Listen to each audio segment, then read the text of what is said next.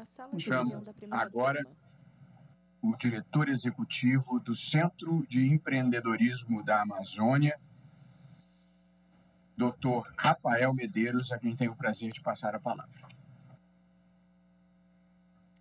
Muito obrigado, boa tarde a todos. Excelentíssimo doutor ministro Luiz Roberto Barroso, demais autoridades, amigos aqui presentes e a todos que nos acompanham. O Centro de Empreendedorismo da Amazônia foi criado para atuar no apoio e desenvolvimento de negócios sustentáveis na Amazônia brasileira.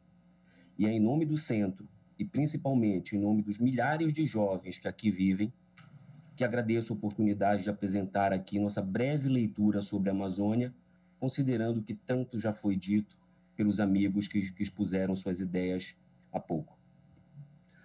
As estratégias para conter o desmatamento estão concentradas no comando e na criação, no comando e controle e na criação de áreas protegidas, terras indígenas e unidades de conservação. Embora essas estratégias sejam necessárias, elas são insuficientes para deter a saga de destruição na Amazônia, pois não há como manter uma floresta em pé com subdesenvolvimento e baixo índice de progresso social. A região tem os piores indicadores sociais e econômicos do Brasil. Assim, para salvar a Amazônia, é preciso ir além e desenvolver uma economia de base na floresta e no uso sustentável de seus recursos. Ou seja, nunca foi tão importante acelerar uma agenda de empreendedorismo na Amazônia com foco na floresta. Para isso, amigos, é necessário atuar em 3 frentes: educação empreendedora, aceleração de negócios sustentáveis e a conexão entre empreendedores, investidores e mercados consumidores. A Amazônia tem uma expressiva população jovem em comparação com o restante do Brasil. Porém, esses jovens enfrentam enormes dificuldades para obter renda e ocupação na região. Há um desalento na juventude amazônica, formando uma conjunção dos nem emprego, nem educação. Isso é um paradoxo, considerando-se que a enorme riqueza natural, repleta de oportunidades, e nossa riqueza cultural, diversidade de visão de mundo que a região tem e abriga. Uma das causas desse desalento é a escassez de uma cultura empreendedora entre os jovens. Temos atuado, senhor ministro, em diversas frentes, desde a educação empreendedora, passando pela aceleração de negócios sustentáveis na Amazônia. Os resultados são promissores, mesmo atuando em uma região sem ecossistema de negócios florestais, agroflorestais ou de agricultura sustentável bem articulada. Um ecossistema de negócios bem articulado permitirá não só o maior alcance da educação empreendedora e aceleração de negócios, mas também ao desenvolvimento de negócios de grande escala. A estruturação desse ecossistema de negócios florestais, agroflorestais e da agricultura sustentável deve acontecer de forma interligada e colaborativa, envolvendo diversos atores importantes e determinantes no desenvolvimento de algumas frentes deste ecossistema. Atuamos em algumas delas, porém existem outras que não podemos alcançar. Se faz urgente a criação de políticas públicas favoráveis, principalmente para o desenvolvimento de arranjos pré-competitivos mais consistentes na região, para que possamos aproveitar as inúmeras oportunidades que a região oferece. Quando digo arranjos competitivos, digo tecnologia e ciência de base, aquela que pode ser ofertada através das universidades ou de centros de pesquisa que aqui são tão escassos. E quando digo oportunidade, senhor ministro, e demais colegas, podemos citar alguns exemplos que nos fartam na região. Novas fontes de proteínas alternativas. Essa é uma busca mundial por novas formas de alimento que tem atraído a atenção de investidores por entender que esse tipo de novo alimento alcançará representatividade mundial em muito breve. A Amazônia detém a maior biodiversidade do planeta e um ambiente ideal para a identificação e criação de novos produtos para esse novo mercado mundial. O cacau, a verticalização dessa fruta amazônica, que também tem despertado cada vez mais interesse mundial.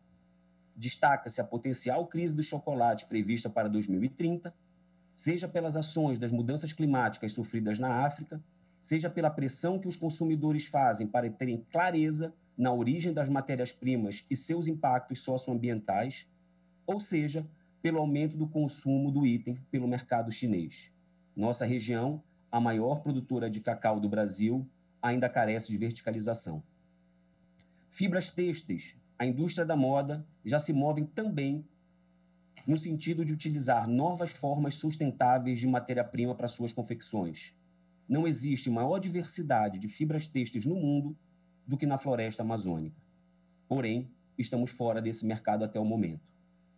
Superalimentos, assim como aconteceu com o açaí, existem diversas espécies de superalimentos no interior e nas margens da floresta, substâncias preciosas que aguardam pesquisa e empreendedores.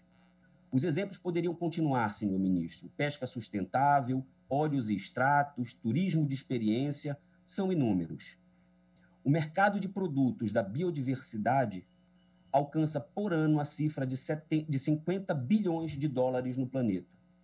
A Amazônia participa com 0,7% desse total, sendo que temos 1/3 das florestas tropicais do mundo. O minimamente aceitável seria 1/3 deste mercado sendo produzido aqui, na região amazônica, gerando emprego, renda e desenvolvimento para o nosso país.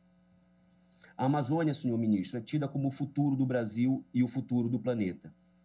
Para que isso aconteça, a Amazônia precisa resgatar o compromisso com os jovens. Falando em futuro da Amazônia, não deve ser tratado como um fenômeno, mas sim um processo bem articulado e dirigido para o presente.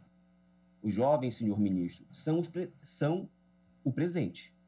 E cabe a nós, juntos, ajudarmos a criar mecanismos para que construamos juntos um futuro mais digno e próspero para eles, para a região e para o mundo. Eu não gostaria de me alongar, tendo visto tudo que já foi repassado pelos demais colegas, seria redundante, mas essa é a mensagem, senhor ministro, que gostaria de trazer daqui da Amazônia, em nome dos jovens e em nome do Centro de Empreendedorismo da Amazônia. Muito obrigado. Muito obrigado, doutor Rafael Medeiros, do Centro de Empreendedorismo da Amazônia, que com grande objetividade apresentou, no entanto, um conjunto de reflexões bastante substantivas e agradecemos por isso. Convido agora para falar em nome do Conselho Federal da Ordem dos Advogados do Brasil, a presidente da sua Comissão Nacional de Direito Ambiental, doutora Ana Carolina Barcher. Por favor. Boa tarde a todos. Cumprimento os presentes e os que nos ouvem e assistem na pessoa do relator, ministro Luiz Roberto Barroso. Agradeço ao presidente do Conselho Federal da Ordem dos Advogados do Brasil, Dr. Felipe Santa Cruz, pela designação de representação. Parabenizo essa Corte Suprema que, pela primeira vez em toda a sua história, abre tão amplo debate em matéria ambiental. Desde o início da Revolução Industrial, tem aumentado na atmosfera terrestre as concentrações de gases de efeito estufa de origem antrópica. Nos anos 60, pela primeira vez, um grupo de estudiosos, denominado Clube de Roma, alertou a opinião pública sobre os riscos causados pela poluição e degradação ambientais. A Assembleia Geral das Nações Unidas, em 1982, adotou a Carta Mundial da Natureza, que reconheceu que as estruturas econômicas, sociais e políticas da civilização dependem da preservação da natureza. Assim, nos anos 80, a ameaça de aquecimento da Terra já era um dos temas de maior interesse da comunidade internacional. Foi, então, criado pelas Nações Unidas o Painel Intergovernamental de Mudanças do Clima.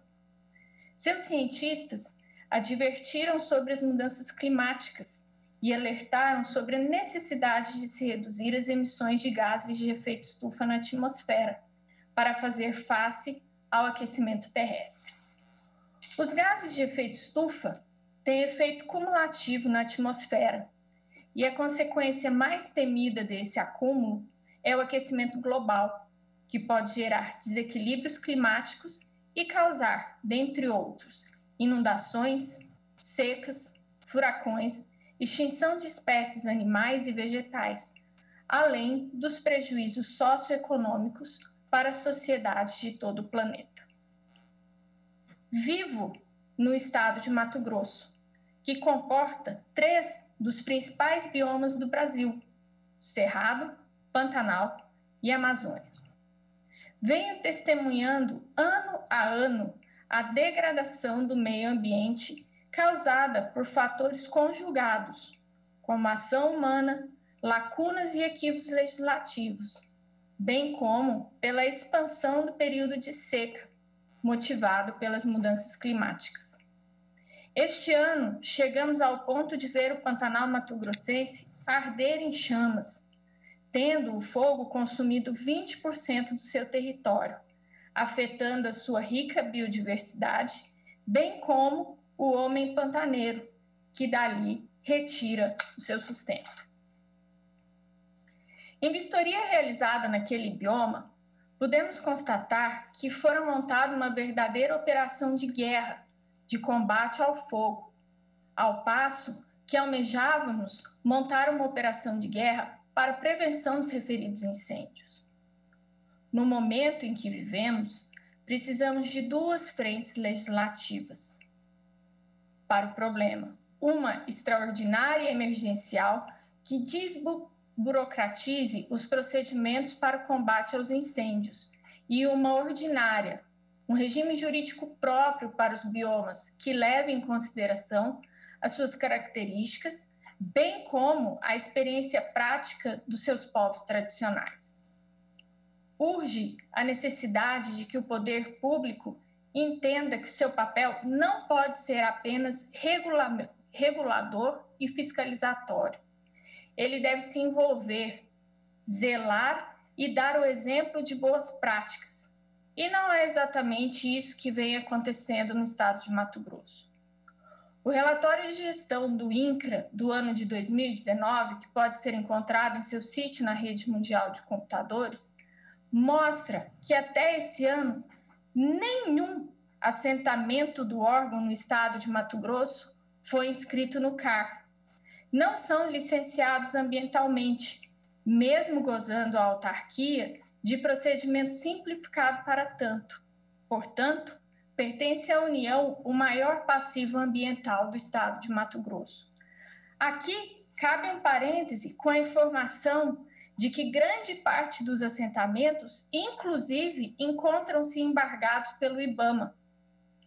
Não paramos por aqui.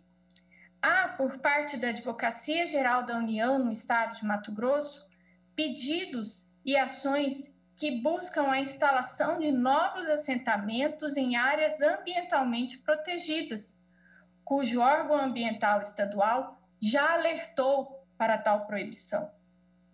Em contrapartida, processos de regularização fundiária implementados de forma séria e transparente podem vir a ser os elementos de controle e fiscalização de práticas ambientais saudáveis e ainda permitirão a identificação e punição de eventuais agressores. Dentre outras questões elencadas, não se pode ignorar o fato de que, segundo pesquisas de orçamentos familiares do IBGE, divulgada aos 17 de nove de 2020, a falta de alimento voltou a ser um problema sério para os brasileiros. Pela primeira vez, o indicador de segurança alimentar, que mostra quando não há problemas para se conseguir dividir os alimentos entre os membros de uma família, recuou no país e a fome já atinge 10,3 milhões de pessoas, ressaltando que os dados agora divulgados ainda são do ano de 2018. Sendo o homem o destinatário final de um meio ecologicamente equilibrado, o maior desafio dessa e das próximas gerações é o alcance de um ponto de equilíbrio entre proteção e produção, com a implementação de uma legislação eficiente que alie a proteção e a produção, com a implementação eficiente que alie as orientações científicas com as práticas e experiências das populações tradicionais, formadas pelos pantaneiros, amazônidas, índios, produtores rurais. O Conselho Federal da OAB entende que, guardados os limites constitucionais, o único direito que serve à preservação ambiental é aquele que se legitima por força da lei e coloca-se à disposição dos poderes constituídos para debate e cooperação na atualização e alteração da legislação ambiental. Desde já, agradeço pela oportunidade de participação num debate tão enriquecedor como o que hoje ocorre. Muito obrigada a todos. Muito obrigado, doutora Ana Carolina Barchet, que é presidente da Comissão Nacional de Direito Ambiental e falou em nome do Conselho Federal da Ordem dos Advogados do Brasil. Tenho o prazer e a honra de chamar agora o doutor Carlos Afonso Nobre, que é pesquisador do Instituto de Estudos Avançados da Universidade de São Paulo e do Instituto de Estudos Climáticos da Universidade Federal do Espírito Santo, coordenador do projeto Amazônia 4.0 e da iniciativa Terceira Via Amazônica, autor de diversos textos publicados em revistas especializadas internacionais e que recentemente esteve expondo no Fórum Mundial de Davos. Prazer tê-lo aqui, professor, com a palavra. Muito obrigado, senhor ministro. Muito boa tarde a todos. É uma oportunidade o expositor fala por que também talvez seja a primeira, o Supremo Tribunal Federal abrindo espaço para um debate tão democrático, tão profundo e que certamente vai orientar decisões essenciais para o futuro sustentável do Brasil. Eu vou falar um pouco do território de soluções. Nós vimos vários que me antecederam, que já mostraram os riscos que a Amazônia corre, e eu vou buscar mostrar que nós temos que talvez rapidamente invertermos o modelo de desenvolvimento. O próximo é o que eu estou chamando o Green Deal, a retomada verde pós-pandemia do Brasil, é como transformar o Brasil na primeira potência ambiental da sociobiodiversidade do mundo. Não existe nenhum país assim. Inovar é preciso. Próximo. 1 hectare, 10 mil metros quadrados de floresta amazônica tem o mesmo número de angiospermas, plantas com flores, que toda a Europa, só para lhes dar uma ideia numérica. Uma grande árvore da Amazônia hospeda 300 diferentes tipos de formigas, que é mais do que todo o Reino Unido.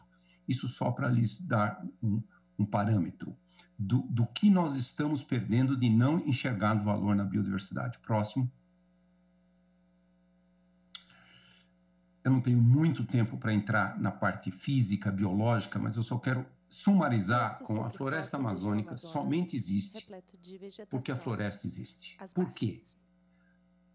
Resultados de uma evolução de dezenas de milhões de anos, é a floresta que mais recicla água, é muito eficiente a reciclagem da água, e é a floresta que mais recicla nutrientes. 86% dos solos amazônicos são muito pobres, e só existe essa floresta porque os nutrientes são eficientemente reciclados pela microfauna, pelas raízes. Esse é um caráter único de uma floresta no mundo, principalmente a floresta amazônica. Próximo. Mas, como nós já vimos em inúmeras dessas apresentações anteriores, esse desenvolvimentismo praticado nos últimos 50 anos na Amazônia, que o Brasil foi o primeiro país a introduzir isso durante o governo militar, depois a maioria dos outros países amazônicos seguiram o modelo brasileiro. Próximo. Nos leva a um risco muito grande, que nós chamamos de risco de savanização. Nós estamos muito próximos, porque nós temos essa união muito preocupante do que acontece no mundo, que é os oceanos ficando mais quentes, por exemplo, o Atlântico ficando mais quente, junto com os desmatamentos, com as queimadas, cria um risco muito grande do desaparecimento de grande parte da floresta. O próximo. Esses são os elementos que nós estamos observando. Eventos climáticos extremos, secas, enchentes mais frequentes, estação seca no sul da Amazônia, 3 a 4 semanas mais longa, especialmente nas áreas desmatadas. Florestas no sul da Amazônia mostram redução da reciclagem de água. Florestas estão removendo menos carbono, dióxido de carbono da atmosfera. A taxa de mortalidade de espécies de árvores associadas ao clima úmido estão aumentando na maior parte da Amazônia, principalmente no sul. Essas são observações já mostradas com clareza nos estudos científicos. O próximo. Então, nós estamos muito próximo do que nós chamamos esse ponto de não retorno, em que, se savanizar a Amazônia, cerca de 70% no intervalo de 30 a 50 anos, vira uma savana muito seca e muito degradada, muito menos rica do que a savana, o cerrado brasileiro. E sem volta, é irreversível, porque o novo clima será compatível com a savana. O próximo. Então, nós temos feito muitos alertas de que nós não devemos deixar o desmatamento ultrapassar 20 a 25% da floresta amazônica, e nós já chegamos a 17% em toda a bacia amazônica, 20% no Brasil. Próximo. Então, a pergunta que se faz, então, é como podemos evitar esse ponto de não retorno? O próximo. Basicamente, é uma escolha nossa, por enquanto, mais para frente deixará de ser, se o aquecimento global continuar e o desmatamento continuar, nós não teremos mais controle. Nesses dois caminhos, o caminho da fragmentação, uma distopia, que é o caminho que nós temos perseguido por 50 anos, ou a utopia, que muitos que me antecederam já começaram a mostrar como atingir essa utopia, principalmente no marco legal, no direito dos povos tradicionais, dos povos indígenas, e numa economia que traga bem-estar para as populações amazônicas. O próximo. Então, é impossível o desenvolvimento econômico da Amazônia sem desmatamento, fogo e degradação. O próximo. Então, nós temos esse debate que vem acontecendo há muito tempo, um debate entre o que a gente chama a primeira via, manter 50% da Amazônia em terras indígenas, unidades de conservação, e a segunda via é um modelo de desenvolvimento corrente dos últimos 50 anos, extrativista, e é possível equilibrar esses dois? As experiências mostram que não. Então, nós precisamos pensar no que mais, qual seria um modelo sustentável, zerando o desmatamento e restaurando a floresta. O próximo. Então, nós temos proposto esse terceira via amazônica, que nós depois chamamos Amazônia 4.0, o próximo, que é realmente a possibilidade, pode passar para o próximo, que é buscar um novo paradigma, que nós chamamos bioeconomia de floresta em pé, rios fluindo. Rios fluindo porque nós podemos atender todas as necessidades do Brasil e da Amazônia, de todas as cidades amazônicas, povos amazônicos, sem precisar construir novas grandes hidrelétricas que tenham um impacto no ambiente e também nas populações muito negativo. Próximo. Então, esse é o projeto que nós estamos desenvolvendo e propondo com bastante embasamento científico. Próximo. E que é esse novo paradigma de um desenvolvimento para a Amazônia, seus povos, suas florestas, seus rios e para todos nós. O próximo é um círculo virtuoso entre as modernas tecnologias da quarta revolução industrial e o aproveitamento dos ativos biológicos e biomiméticos riquíssimos da floresta. O próximo. Vamos comparar açaí e cacau com duas culturas, pecuária e gado. Próximo.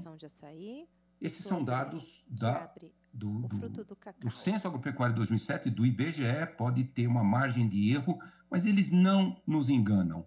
Isso é quanto a carne e a soja produzem nesses 5 estados e quanto açaí, cacau e castanha, 3 produtos só, perto do potencial desses produtos da biodiversidade, que é muito maior. Veja lá, R$ 604 por ano por hectare, vezes 12.400. Isso, para lhes dar uma ideia, isso ainda sem uma grande industrialização. A economia dos produtos da floresta é muito superior. O próximo. E sistemas agroflorestais, eles também são, eles mantêm uma grande parte, um sistema agroflorestal muito desenvolvido, ele tem 50%, 60% da biodiversidade da floresta, ele armazena 60%, 80% do carbono. Então, eles são muito úteis e esse é o caminho. Próximo. Então, como desenvolver essa economia para todo tipo de indústria, alimentos, farmacêutica, cosmética e recursos genéticos? O próximo. E quão difícil é agregar isso? O próximo. Texto sobre foto, vista aérea da floresta. O próximo, nós temos que pensar realmente nas comunidades todas. São mais de 4.300, 400 comunidades espalhadas em toda a Amazônia. Tem que ser um modelo descentralizado. Vista aérea do mapa da região amazônica. O próximo. E nós temos que utilizar essas ferramentas modernas. O próximo. Da quarta revolução industrial, que é essa união de tecnologias, biotecnologias, digitais e também ciência dos materiais. O próximo. Eu vou lhe passar muito rapidamente alguns exemplos, pode ir passando rapidamente. Ciência mostra mais de 450 produtos, hoje muito conhecidos. O próximo. Todos eles têm um enorme potencial. Açaí já chegou a bilhões de dólares. Fragrâncias, uma série de outros produtos, moléculas com potencial enorme para fármacos e outras substâncias da indústria cosmética com alto valor agregado e também enzimas. O próximo. Eu vou pedir para você passar agora mais rapidamente. Próximo. Açaí já é uma indústria mundial. Próximo. Ele rende muito mais, $1 bilhão por ano para a Amazônia, rende muito mais por hectare. O próximo. Nós temos também moléculas especializadas, por exemplo, que levam a esse perfume de grande valor econômico. Próximo. Por exemplo, moléculas genéticas, essa utilizada na indústria do bioetanol, aumentou demais a eficiência. O próximo. E os biomiméticos, quer dizer, aprender com a natureza, a escama do açaí. O próximo. Levou à construção, fora do Brasil, infelizmente, de coletes à prova de bala de grande valor. E isso foi uma evolução biológica, o próximo, do pirarucu para sobreviver. A piranha, ele desenvolveu essas escamas de enorme complexidade que foram reproduzidas. Então, nós temos esse enorme desafio. Próximo, que é levar esse desenvolvimento, e eu vou finalizar com duas iniciativas do Amazônia 4.0, que são os laboratórios criativos da Amazônia. Próximo. São ideias de levar para o campo esses laboratórios, que são moderníssimas biofábricas para várias cadeias produtivas. O próximo. O próximo. E nós estamos desenvolvendo um para a cadeia cupuaçu-cacau, para a cadeia da castanha, para a cadeia de genômica e também para óleos comestíveis gourmet, para o açaí. O próximo. O cupuaçu-cacau, nós já estamos planejando 3 experimentos, Associação Amabela de Produtoras de Cupuaçu, o Quilombola Mojimiri e também Ribeirinhos do Rio Acará. O próximo. E também comunidade. E também segundo componente importante do Amazônia 4.0 é a Escola de Negócios da Floresta.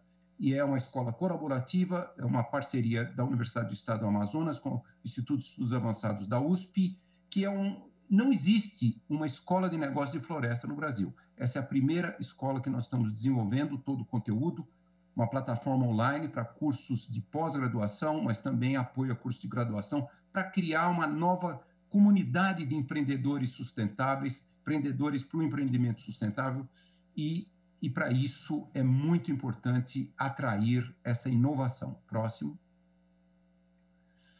Ela é uma escola que nós queremos realmente avaliar, ela tem a capacidade de avaliar todos os riscos sociais e ambientais dos modelos de desenvolvimento e propor essa nova bioeconomia de floresta em pé e rios fluindo. Próximo.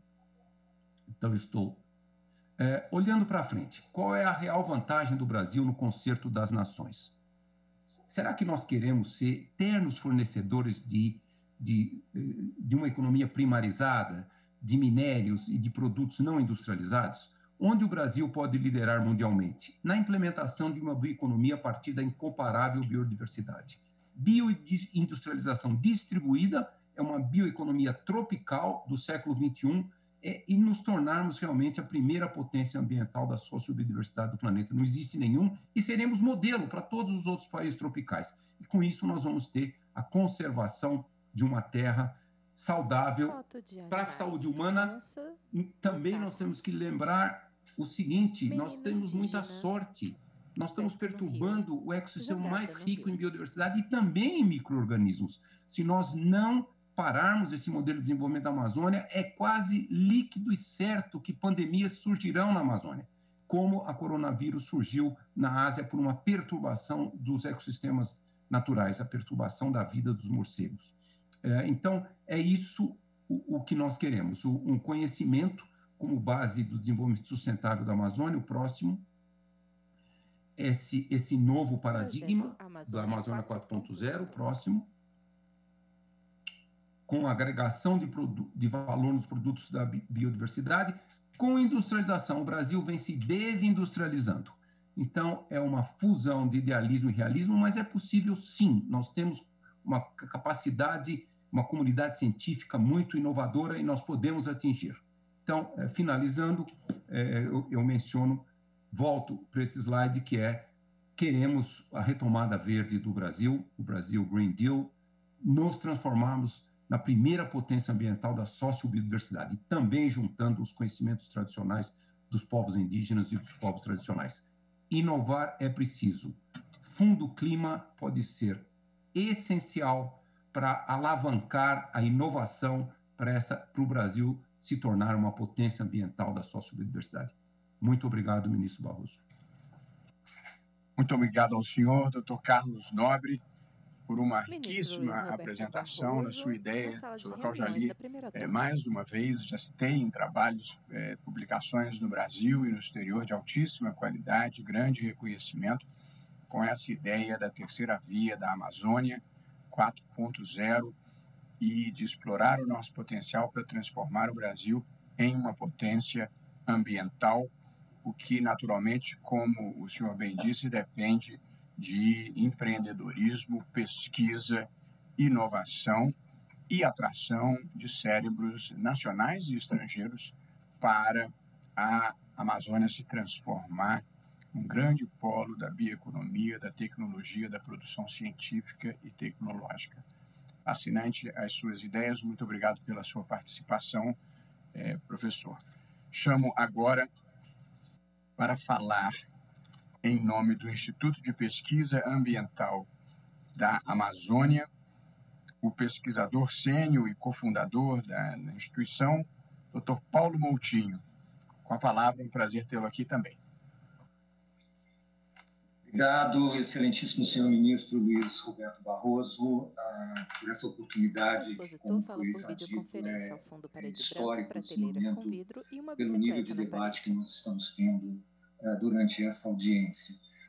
O IPAM é uma organização, quero deixar claro, não governamental de pesquisas científicas apartidárias, sem fins lucrativos, e tem, senhor ministro, 25 anos de existência de trabalho na Amazônia e não só lá, também no Cerrado.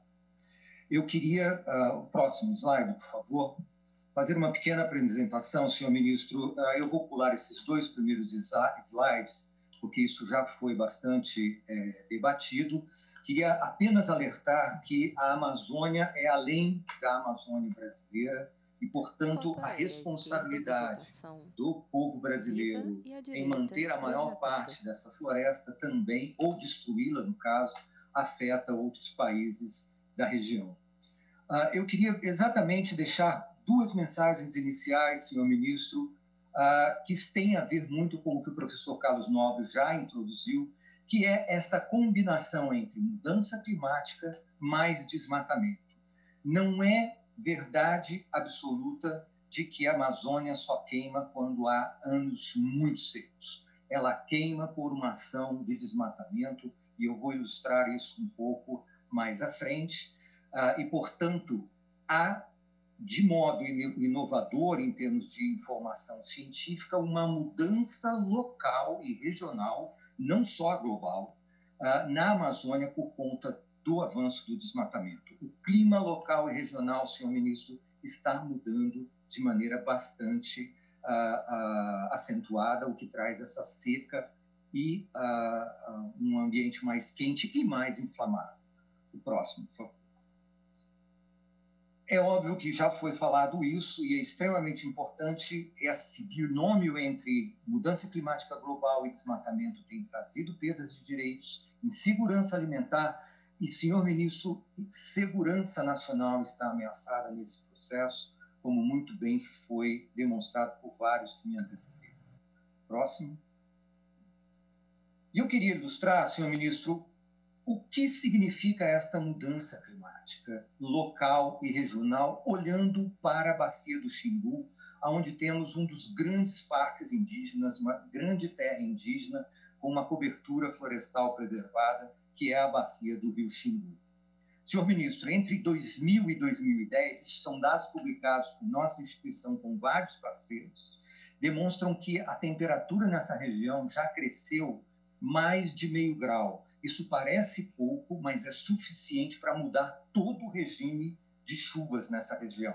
Para o senhor ter uma ideia, se compararmos o aumento da temperatura na área desmatada, fora do parque indígena, nós temos uma diferença de quase 6 graus a mais fora do que dentro da floresta, o que traz uma mudança muito grande pela emissão de calor que essa área desmatada tem trazido e afeta diretamente a produção agrícola nesta região, como é relatado por vários produtores. O próximo, por favor. Portanto, senhor ministro, a mudança climática na Amazônia, ela é agora. Para o senhor ter uma ideia, naquela área do Xingu, se nós aplicarmos o que os modelos do IPCC, ligado à ONU, um painel de cientistas, prevêem para a região, nós antecipamos para aquela região, com o desmatamento, uma temperatura que está prevista entre 2050 e 2070. Portanto, o futuro, senhor ministro, é agora. Além da questão de você ter mais aquecimento, nós temos um problema sério com o fogo na Amazônia, como já foi demonstrado com os dados do nosso relatório com a Human Rights Watch e o IESB, lançado recentemente. Mas, senhor ministro, falando um pouco da savanização citada pelo professor Carlos Nobre, próximo, por favor, nós estamos testando na nossa estação de pesquisa no Mato Grosso, com dezenas de instituições científicas, a hipótese de uma mudança via fogo e desmatamento da floresta amazônica. A floresta não é resistente, como outros biomas, ao incêndio, e nem é um incêndio como o da Califórnia. As chamas são baixas e são suficientes, mesmo assim, para fazer um estrago grande na diversidade biológica dessas florestas. Mais da metade das grandes árvores morrem após fogos com essas chamas de alguns palmos de altura. Após vários anos isso ocorrendo, isso é um experimento científico, senhor ministro, não é modelos, né? Nós estamos testando numa grande área, numa fazenda no Mato Grosso. Depois de 4, 5 anos, nós temos uma vegetação, como nós vemos na foto ao lado, dominada por capim, com poucas espécies arbóreas e que pega fogo todo ano, por ser muito inflamável. Então, há um empobrecimento em curso que está muito ligado a esse tipping point, a esse ponto sem retorno que o professor Carlos Nobre introduziu tão bem. Próximo. O que fazer, senhor ministro? Eu queria trazer um ponto só. Eu acho que nas próximas apresentações nós vamos falar da questão fundiária, mas eu queria que o senhor atentasse para essa área em marrom, neste mapa que faz a distribuição fundiária na Amazônia e a relação com o desmatamento. A área marrom significa as florestas públicas não destinadas ainda pelos governos estaduais da região ou pelo governo federal. Próximo. para o senhor ter uma ideia, dos 419 milhões de hectares, 15% dessa área são as florestas públicas não destinadas, senhor ministro, que estão como alvo de grilagem, literalmente roubo de patrimônio público. São florestas que aguardam a destinação do poder público para que se deem, segundo a Lei 11.284, que rege a gestão de florestas públicas, elas possam continuar públicas e florestas dentro de um processo de conservação e uso sustentável. O próximo, por favor.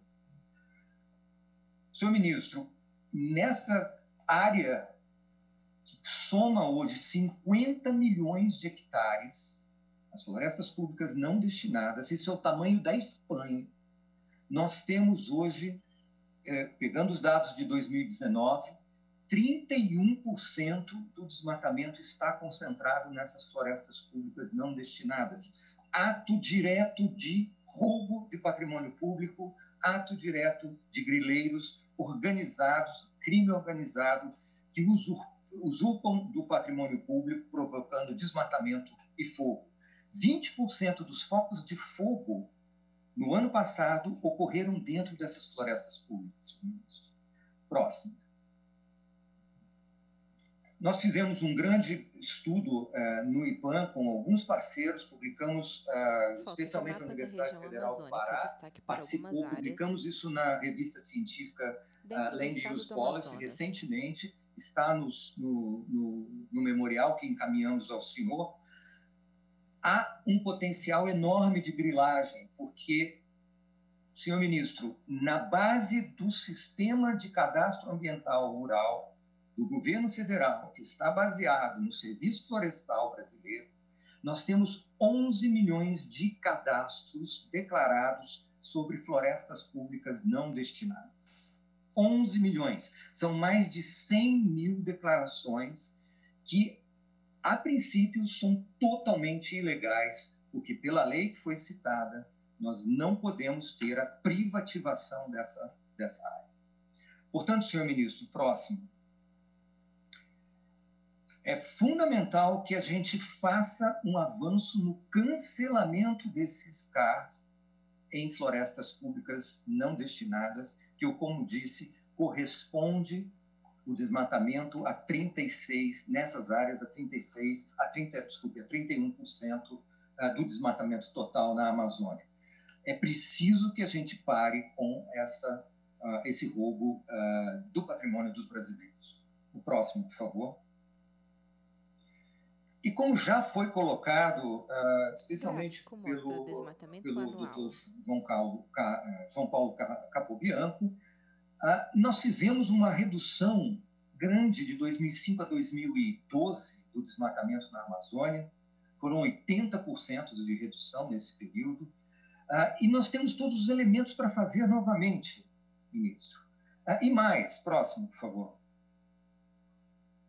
Durante esse mesmo período, nós dobramos a produção de grãos e dobramos a produção de carne, mostrando que não é preciso mais avançar com o desmatamento se a gente quer continuar produzindo, embora a direção seja aquela que o professor Carlos Nobre tenha mostrado de uma nova revolução econômica na Amazônia. Eu queria encerrar, senhor ministro, com uma pergunta muito básica. Próximo, por favor. Por que continuamos a desmatar, senhor ministro? Por que estamos nessa rota? A quem convém esse roubo de patrimônio público?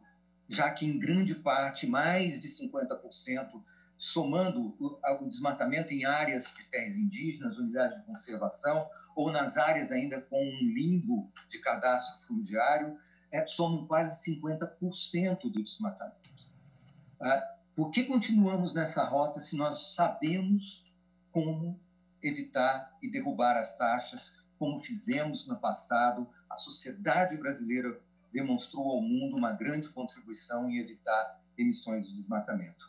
É com essa pergunta, senhor ministro, que eu encerro a minha fala e agradeço imensamente a oportunidade de expressar um pouco as nossas preocupações nesse sentido. Muito obrigado. Muito obrigado, professor Paulo Moutinho, que, com muitos dados, falou em nome do Instituto de Pesquisa Ambiental da Amazônia. Eu fiquei esperando a resposta, professor, mas eu imagino que ela deve ser dada talvez ao final do processo ou talvez em algum outro fórum. Muito obrigado pela sua participação. Eu convido agora para falar em nome do Instituto do Homem e Meio Ambiente da Amazônia, do Imazon, a doutora em Ciência do Direito pela Universidade de Stanford, Brenda Brito do Carmo, a quem tenho o prazer de passar a palavra.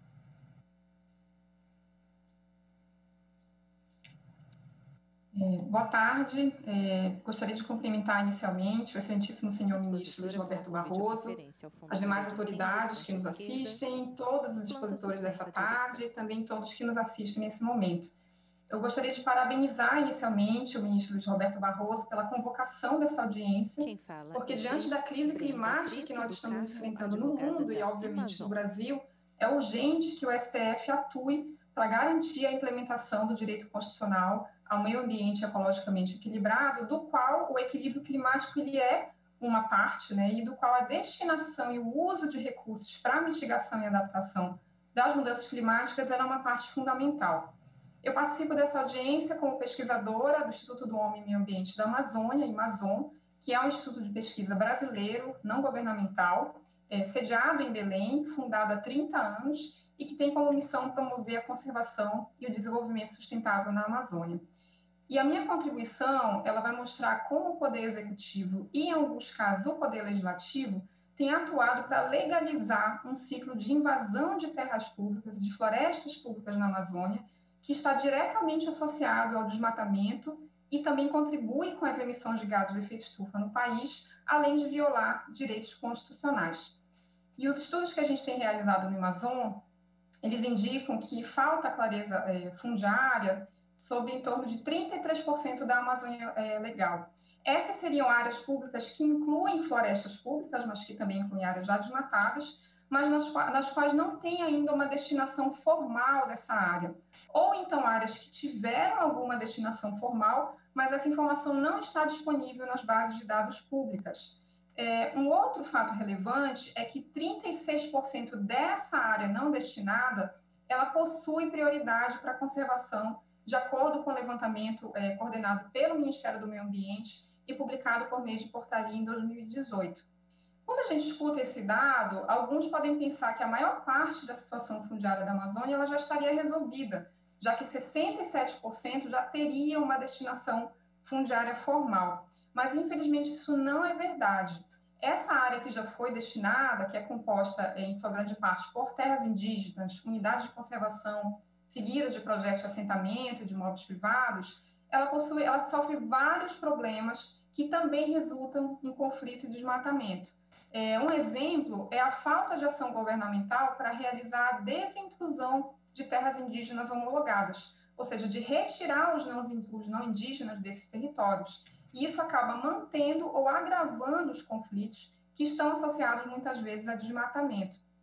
E, além disso, há ameaças do Poder Executivo e também do Poder Legislativo para reduzir territórios que já foram protegidos. Isso acaba estimulando a ocupação dessas áreas que, de fato, pertencem a todos nós brasileiros e que são fundamentais, não só para a conservação florestal, mas também para o equilíbrio climático.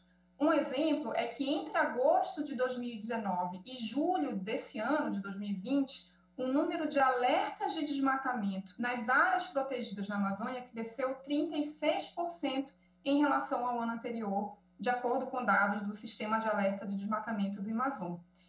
E voltando a nossa atenção para essa área que ainda não foi destinada, que está sem clareza fundiária, um pouco mais de um terço da Amazônia, a gente observa que há vários interesses disputando o direito à terra, o que em geral está ligado a conflito, violência e desmatamento. Só em 2019, a gente pode atribuir cerca de 40% do desmatamento nessa área que ainda não tem uma destinação muito clara. A nossa Constituição e a legislação vigente, elas já colocam claramente qual é a ordem de prioridade para reconhecer essas demandas territoriais, começando pelo reconhecimento de terras indígenas, de territórios quilombolas, de comunidades tradicionais, de alocação de áreas para conservação e para agricultura familiar. Destinar terra pública para reconhecer médias e grandes ocupações privadas com dispensa de licitação, essa destinação estaria no final dessa lista de prioridades impostas pela nossa legislação.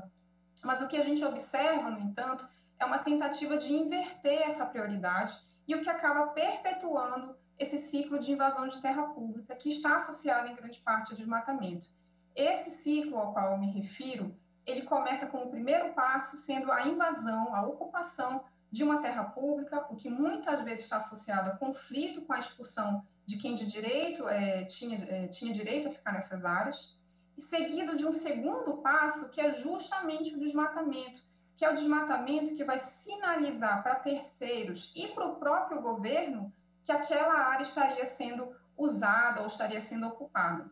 Um terceiro passo nesse ciclo de invasão de terra pública seria a inscrição desses imóveis ocupados em cadastros públicos de terra, como o cadastro ambiental rural, e também o pedido de titulação dessa área junto aos órgãos fundiários. E se por acaso a legislação em vigor não permitiu o reconhecimento dessas invasões mais recentes, o que a gente vê então é um quarto passo, que é uma pressão sobre o Poder Executivo e o Poder Legislativo para modificar a lei e beneficiar então aqueles que estão ocupando a terra pública. E uma vez que a lei é modificada, o que a gente tem então é um novo estímulo para que esse ciclo continue acontecendo e avançando cada vez mais sobre as nossas florestas. E foi exatamente isso que aconteceu em 2017, com a conversão da medida provisória 759 de 2016 na Lei 13465 de 2017. Essa lei, ela permitiu que terras públicas que foram ocupadas entre 2005 e 2011 pudessem ser tituladas, pagando pela terra valores que chegam a ser apenas 2% do valor médio de mercado. Essa lei 13465, inclusive, é objeto de 3 ações diretas de inconstitucionalidade que aguardam julgamento nessa corte. Essa mudança da lei em 2017, ela acabou provocando, de fato, uma grande contradição no nosso ordenamento jurídico. Porque, de um lado, a gente tem a Lei de Gestão de Florestas Públicas, que é a Lei 11284, de 2006, que indica que há 3 formas da gente destinar florestas públicas. A primeira seria justamente para o reconhecimento territorial de povos indígenas, comunidades tradicionais e comunidades quilombolas. A segunda forma seria alocar as florestas públicas para conservação. E a terceira forma seria alocar florestas públicas para sua exploração sustentável por meio das concessões florestais via licitação. Não se fala na Lei da Gestão de Florestas Públicas sobre venda ou sobre privatização de florestas públicas. Porém, a aprovação da Lei 13465 de 2017, ela permite que áreas de florestas públicas que foram ocupadas e desmatadas até 2011 possam ser privatizadas. O que significa dizer que não pode vender a floresta, mas se desmatar, mesmo que o desmatamento seja em parte desse imóvel ocupado, então você tem uma lei que vai permitir que isso aconteça. E é esse mesmo movimento de perpetuar essa contradição e de expandir essa anistia sobre a ocupação de terras públicas que a gente observou na medida provisória 910 de 2019, que acabou caducando, felizmente, no Congresso Nacional, mas que ela previa estender a possibilidade de reconhecer de titular terras públicas invadidas e desmatadas até 2018, dando uma extensão de mais 7 anos em relação ao que a lei já prevê. E, atualmente, esse tema, apesar da MP ter caducado, ele ainda está presente no Congresso Nacional por meio do projeto de lei 2633 de 2020, que possui no seu texto algumas brechas que podem levar à interpretação de que áreas públicas invadidas, inclusive futuramente, poderiam ser regularizadas. Isso não está explícito no texto, mas é possível aferir esse tipo de interpretação.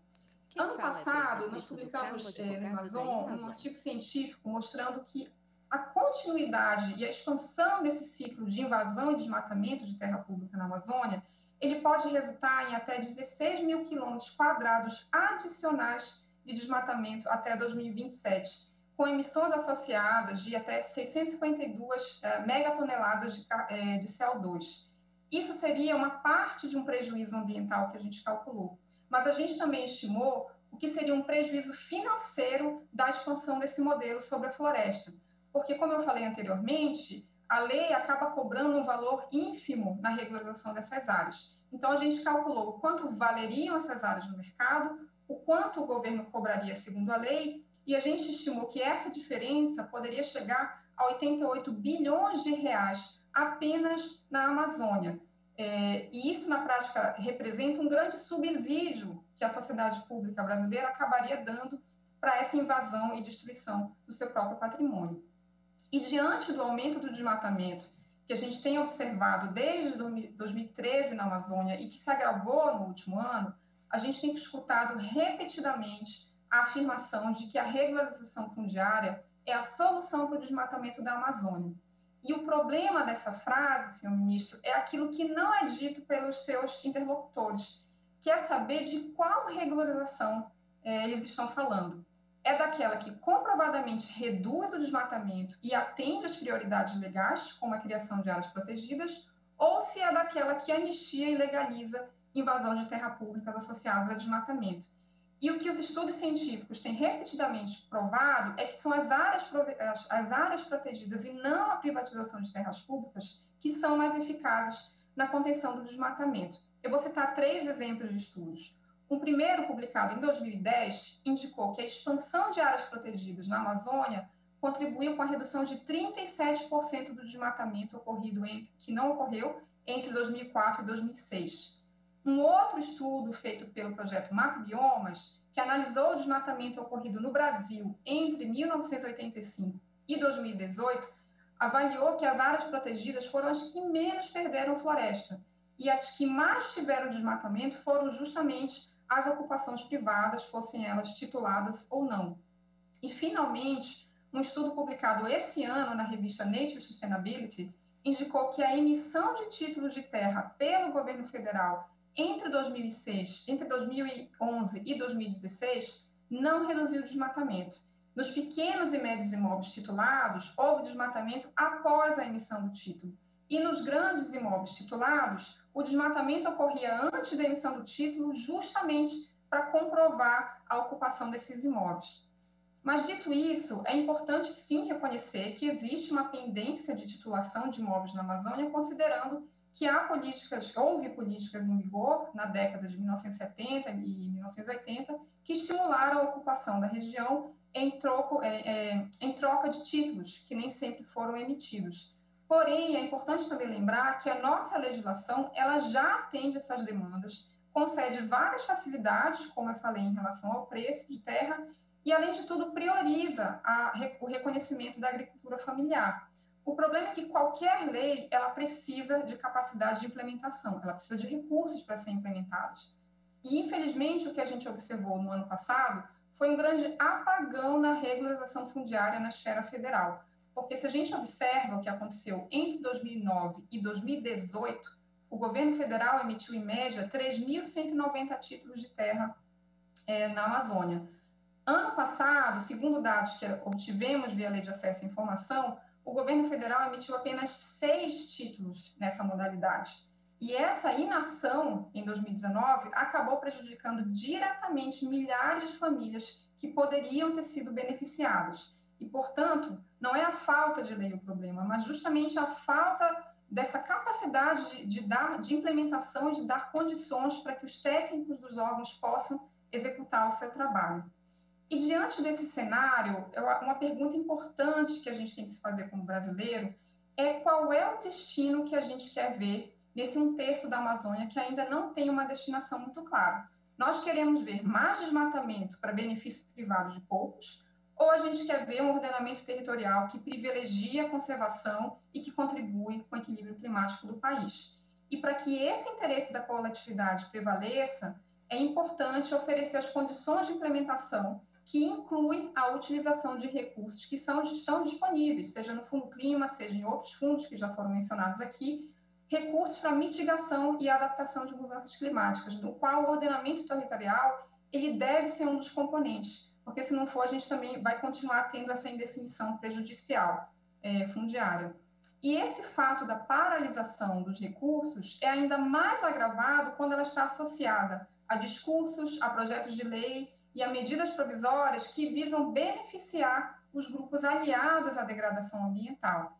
E por isso, senhor ministro, já finalizando a minha fala, a gente precisa não apenas da adequada utilização dos recursos do fundo, mas a gente também precisa de uma atuação do Poder Executivo e do Legislativo baseado na ciência, uma atuação que efetivamente proteja o patrimônio público fundiário dos brasileiros e as nossas florestas públicas, porque, do contrário, a gente vai assistir cada vez mais impotente o avanço do desmatamento, da fumaça das queimadas nas nossas cidades, dos conflitos do campo, e o custo social e o custo econômico para reverter essa situação vai ser muito maior do que o que a gente já está vivenciando. Audiência muito pública, obrigada. Debate Fundo do Clima e Política Ambiental. Doutora DPF Brenda 708. Brito do Carmo, muito grato pela sua incisiva e rica exposição em nome do Instituto do Homem e Meio Ambiente da Amazônia, do IMAZON. Eu chamo agora o consultor jurídico do Instituto Socioambiental, ISA, o doutor Maurício Guetta. Muito grato, com a palavra, por favor. Excelentíssimo senhor ministro relator, Luiz Roberto Barroso, excelentíssimas ministras, excelentíssimos ministros, autoridades presentes, nobres colegas de audiência pública. Inicio registrando que o Instituto Socioambiental agradece o convite do ministro relator e também vem atuando há 25 anos no monitoramento e instrução das políticas públicas brasileiras, independentemente de coloração ideológica ou partidária de qualquer governo que seja. Inicio recordando, senhor ministro, que o Brasil ocupou o primeiro lugar no ranking mundial da biodiversidade. Também é detentor da maior disponibilidade hídrica do mundo. A maior parte da floresta amazônica pertence ao Brasil. Floresta amazônica, aliás, senhor ministro, como Vossa Excelência bem sabe, segundo o artigo 225, parágrafo 4º da Constituição Federal, assim como o Pantanal e a Mata Atlântica, entre outros, são considerados patrimônios nacionais.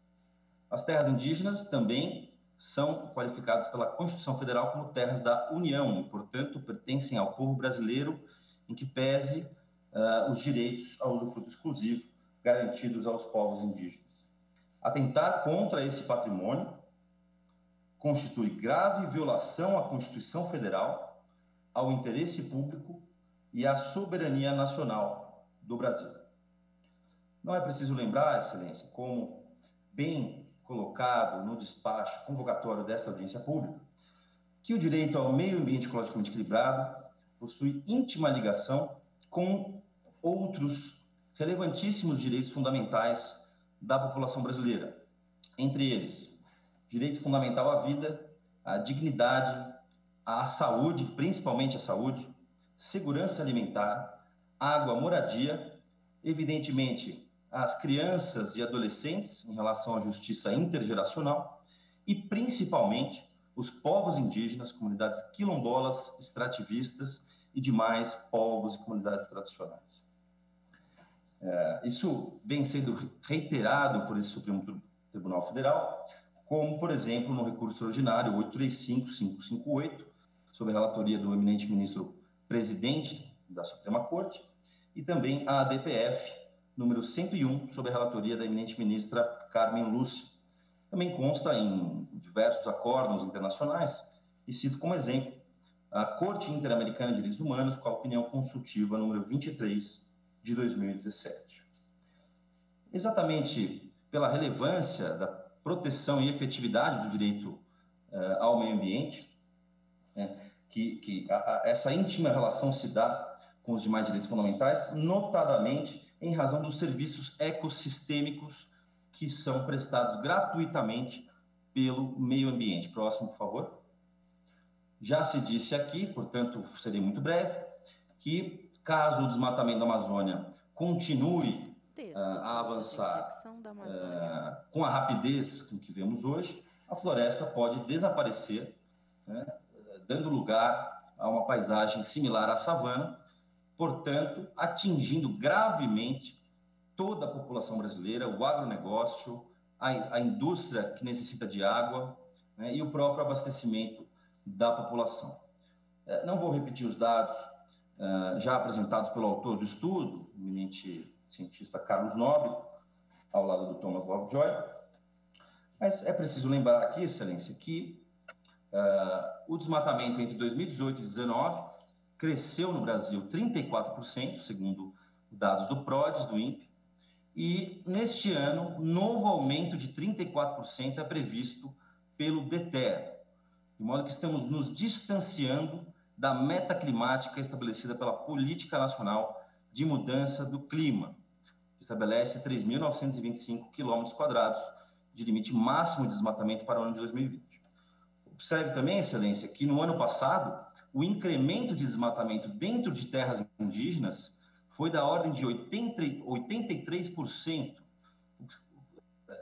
E vale lembrar que o desmatamento nessas áreas é uma atividade essencialmente ilegal. Também em unidades de conservação, onde a atividade é essencialmente ilegal, o desmatamento cresceu 76%, que mostra que em áreas protegidas o desmatamento avançou ainda mais do que fora das áreas protegidas. Por fim, sobre esse tema, senhor ministro, em resposta a pedido de acesso à informação formulado pelo Instituto Socioambiental, o Ministério do Meio Ambiente, aspas, informamos que o Grupo Permanente de Trabalho Interministerial e a Comissão Executiva do PPCDAM, principal política ambiental de combate ao desmatamento da Amazônia, foram extintos. Não há PPCDAM sendo aplicado hoje no país. Muito bem. São muitas as ameaças, senhor ministro, vividas pelo meio ambiente atualmente que podem impactar muito severamente a vida humana. Primeiro, em relação à biodiversidade, e é conhecida a sua relevância para todos os seres humanos, o relatório da ONU noticiou, para além das perdas já havidas até o momento, que cerca de 25% das espécies de plantas e animais estão vulneráveis às mudanças climáticas. Segundo o relatório, os atuais esforços para conservar os recursos da Terra devem falhar caso não sejam tomadas ações radicais. Próximo. Em recente pesquisa e aprofundada pesquisa com quase 80 mil espécies de plantas e animais em 35 das áreas com mais biodiversidade do mundo, os resultados chocantes mostram que um eventual aumento da temperatura de 4,5 graus resultaria na extinção local de 90% dos anfíbios, 86% das aves e 80% dos mamíferos. Próximo. E como tem ressaltado a comunidade científica, estamos adentrando também ao ponto de não retorno, ao tipping point, ponto de inflexão da biodiversidade, não apenas da Amazônia, mas também da biodiversidade. Sem uma ação rápida e decisiva, o risco de perda de espécies nas mais diversas partes do planeta será sem precedentes e irreversível. Próximo. Quanto à questão da saúde, ministro, eu gostaria de destacar alguns estudos muito rapidamente. Em primeiro lugar, estudo do IPEA, produzido a partir de uma análise do SUS em 773 municípios da Amazônia Legal, entre 2004 e 2012, anunciam que um mero aumento de 1% na área desmatada de um município acaba por ocasionar 23% de aumento nos casos de malária e de 8% a 9% de alta nos casos de leishmaniose viral e tegumentar. Próximo ponto.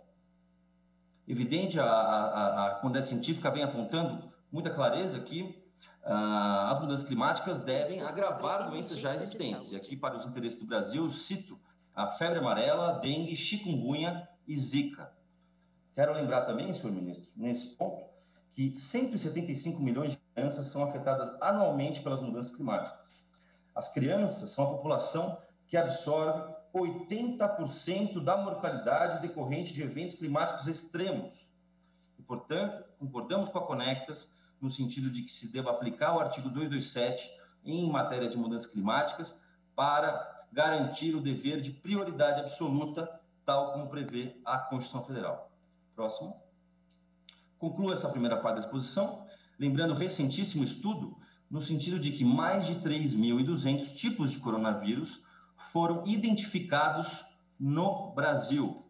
Esse dado reforça que o desmatamento e as mudanças climáticas no país podem gerar, como mencionou nosso cientista Carlos Nobre, podem gerar ou resultar na Amazônia como um novo epicentro de pandemias globais. Próximo.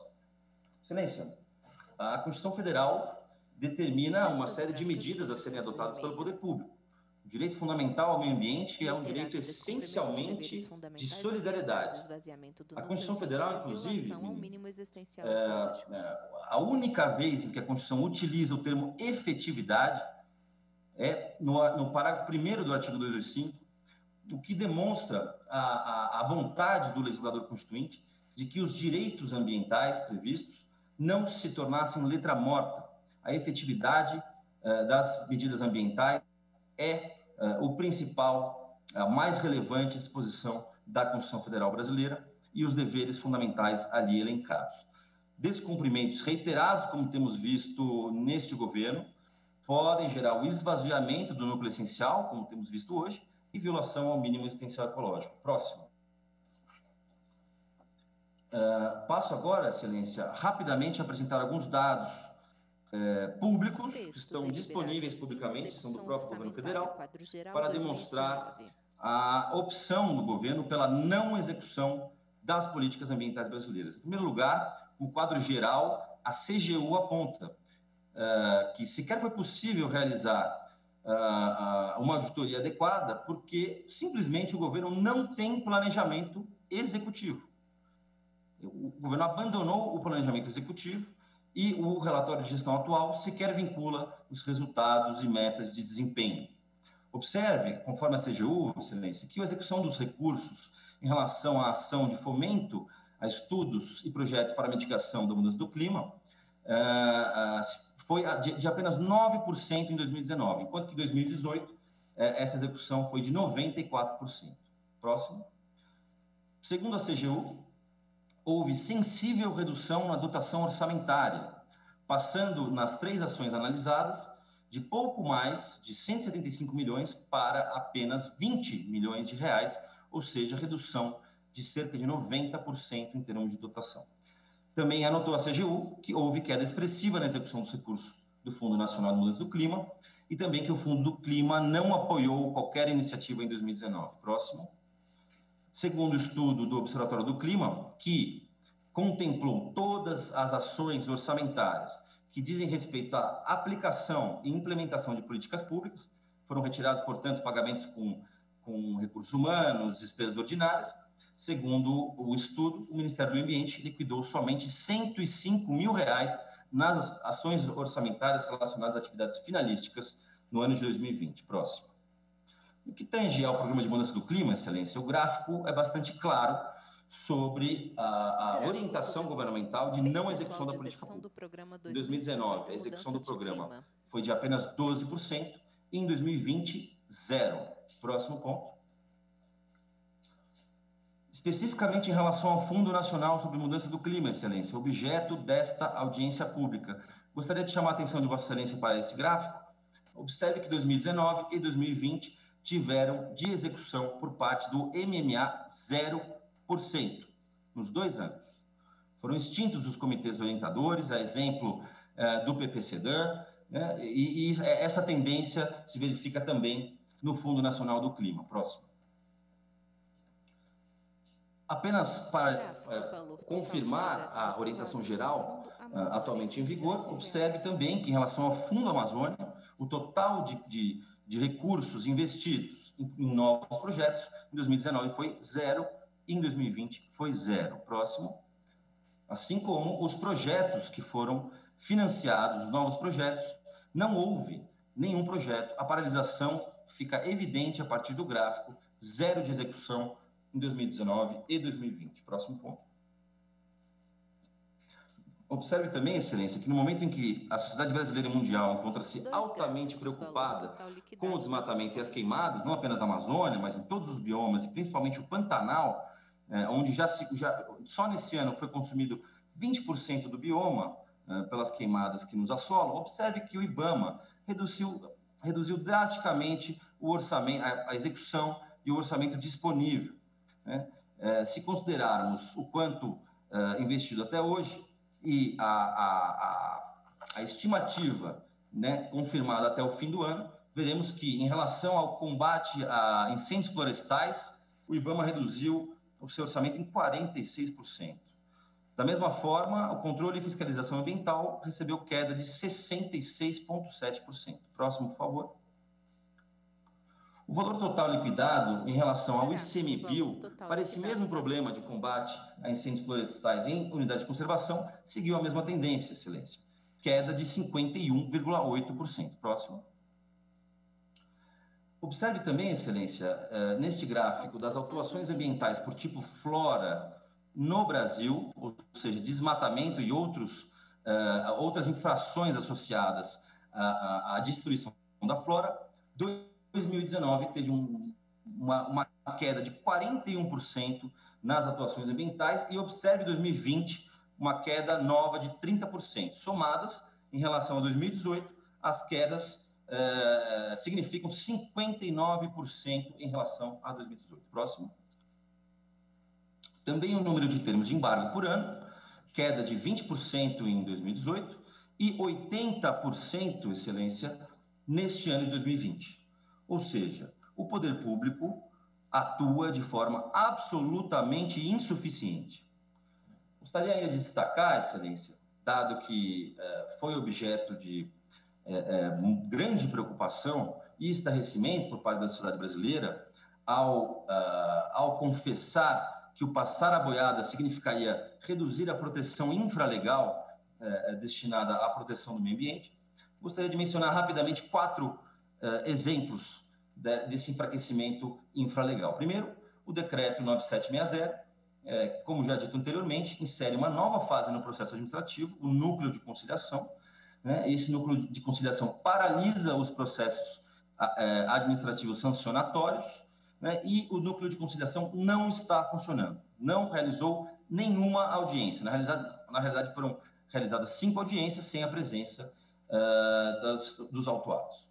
Houve também decreto que liberou o cultivo de cana-de-açúcar na Amazônia e no Pantanal, revogando a proibição até então vigente. O resultado das queimadas está aí.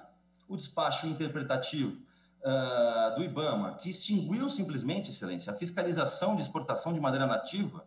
Hoje não se pode mais fiscalizar a exportação de madeira nativa nos portos, em loco, apenas remotamente. E, por fim, também objeto de ADI nesse Supremo Tribunal Federal, outro despacho interpretativo que reduziu a proteção da Mata Atlântica à revelia da Constituição e da Lei Especial da Mata Atlântica. Próximo.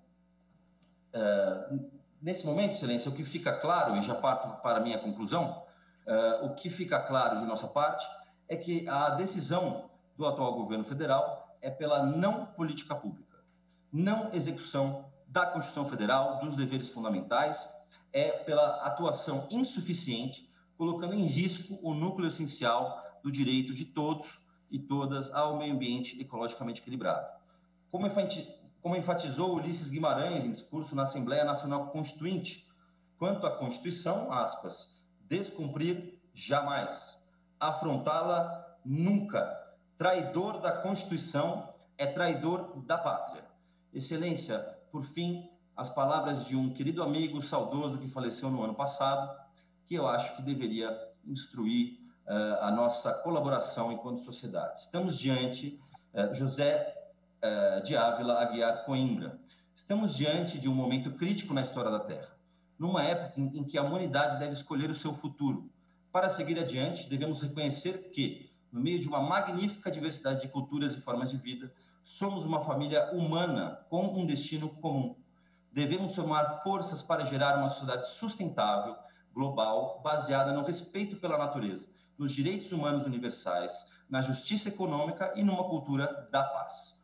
Para chegar a esse propósito, é imperativo que nós, os povos da Terra, declaremos nossa responsabilidade uns para com os outros, com a grande comunidade da vida e com as futuras gerações. Agradecendo novamente o convite, fico à disposição de Vossa Excelência para esclarecimentos adicionais. Obrigado.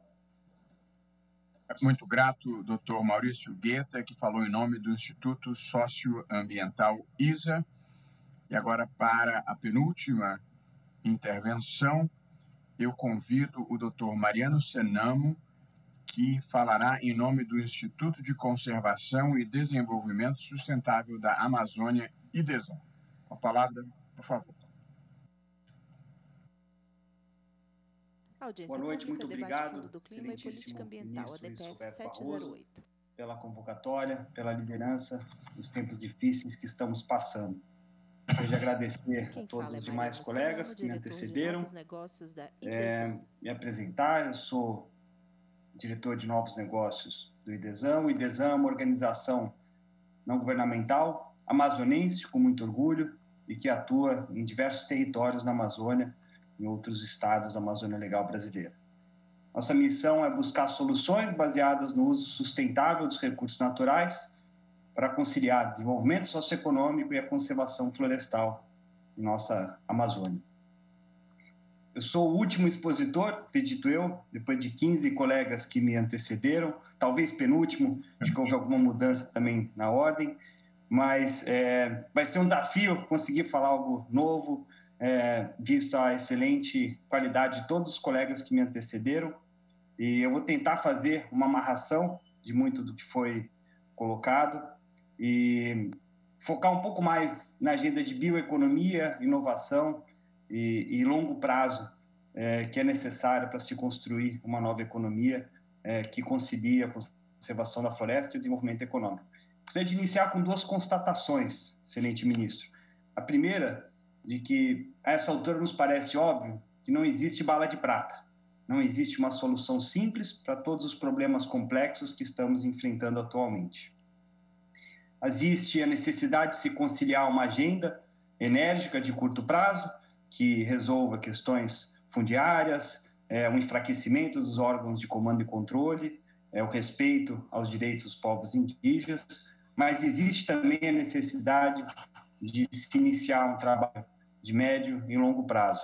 Para isso, é muito importante que nós consigamos investir pesadamente em um novo modelo, uma nova economia que pode posicionar o Brasil de novo numa posição extremamente privilegiada na economia global. O segundo ponto é que para conseguir fazer tudo isso, é necessário muita ambição e visão de longo prazo. Uma visão de longo prazo comparável com a visão que teve a Índia quando investiu na educação há décadas atrás.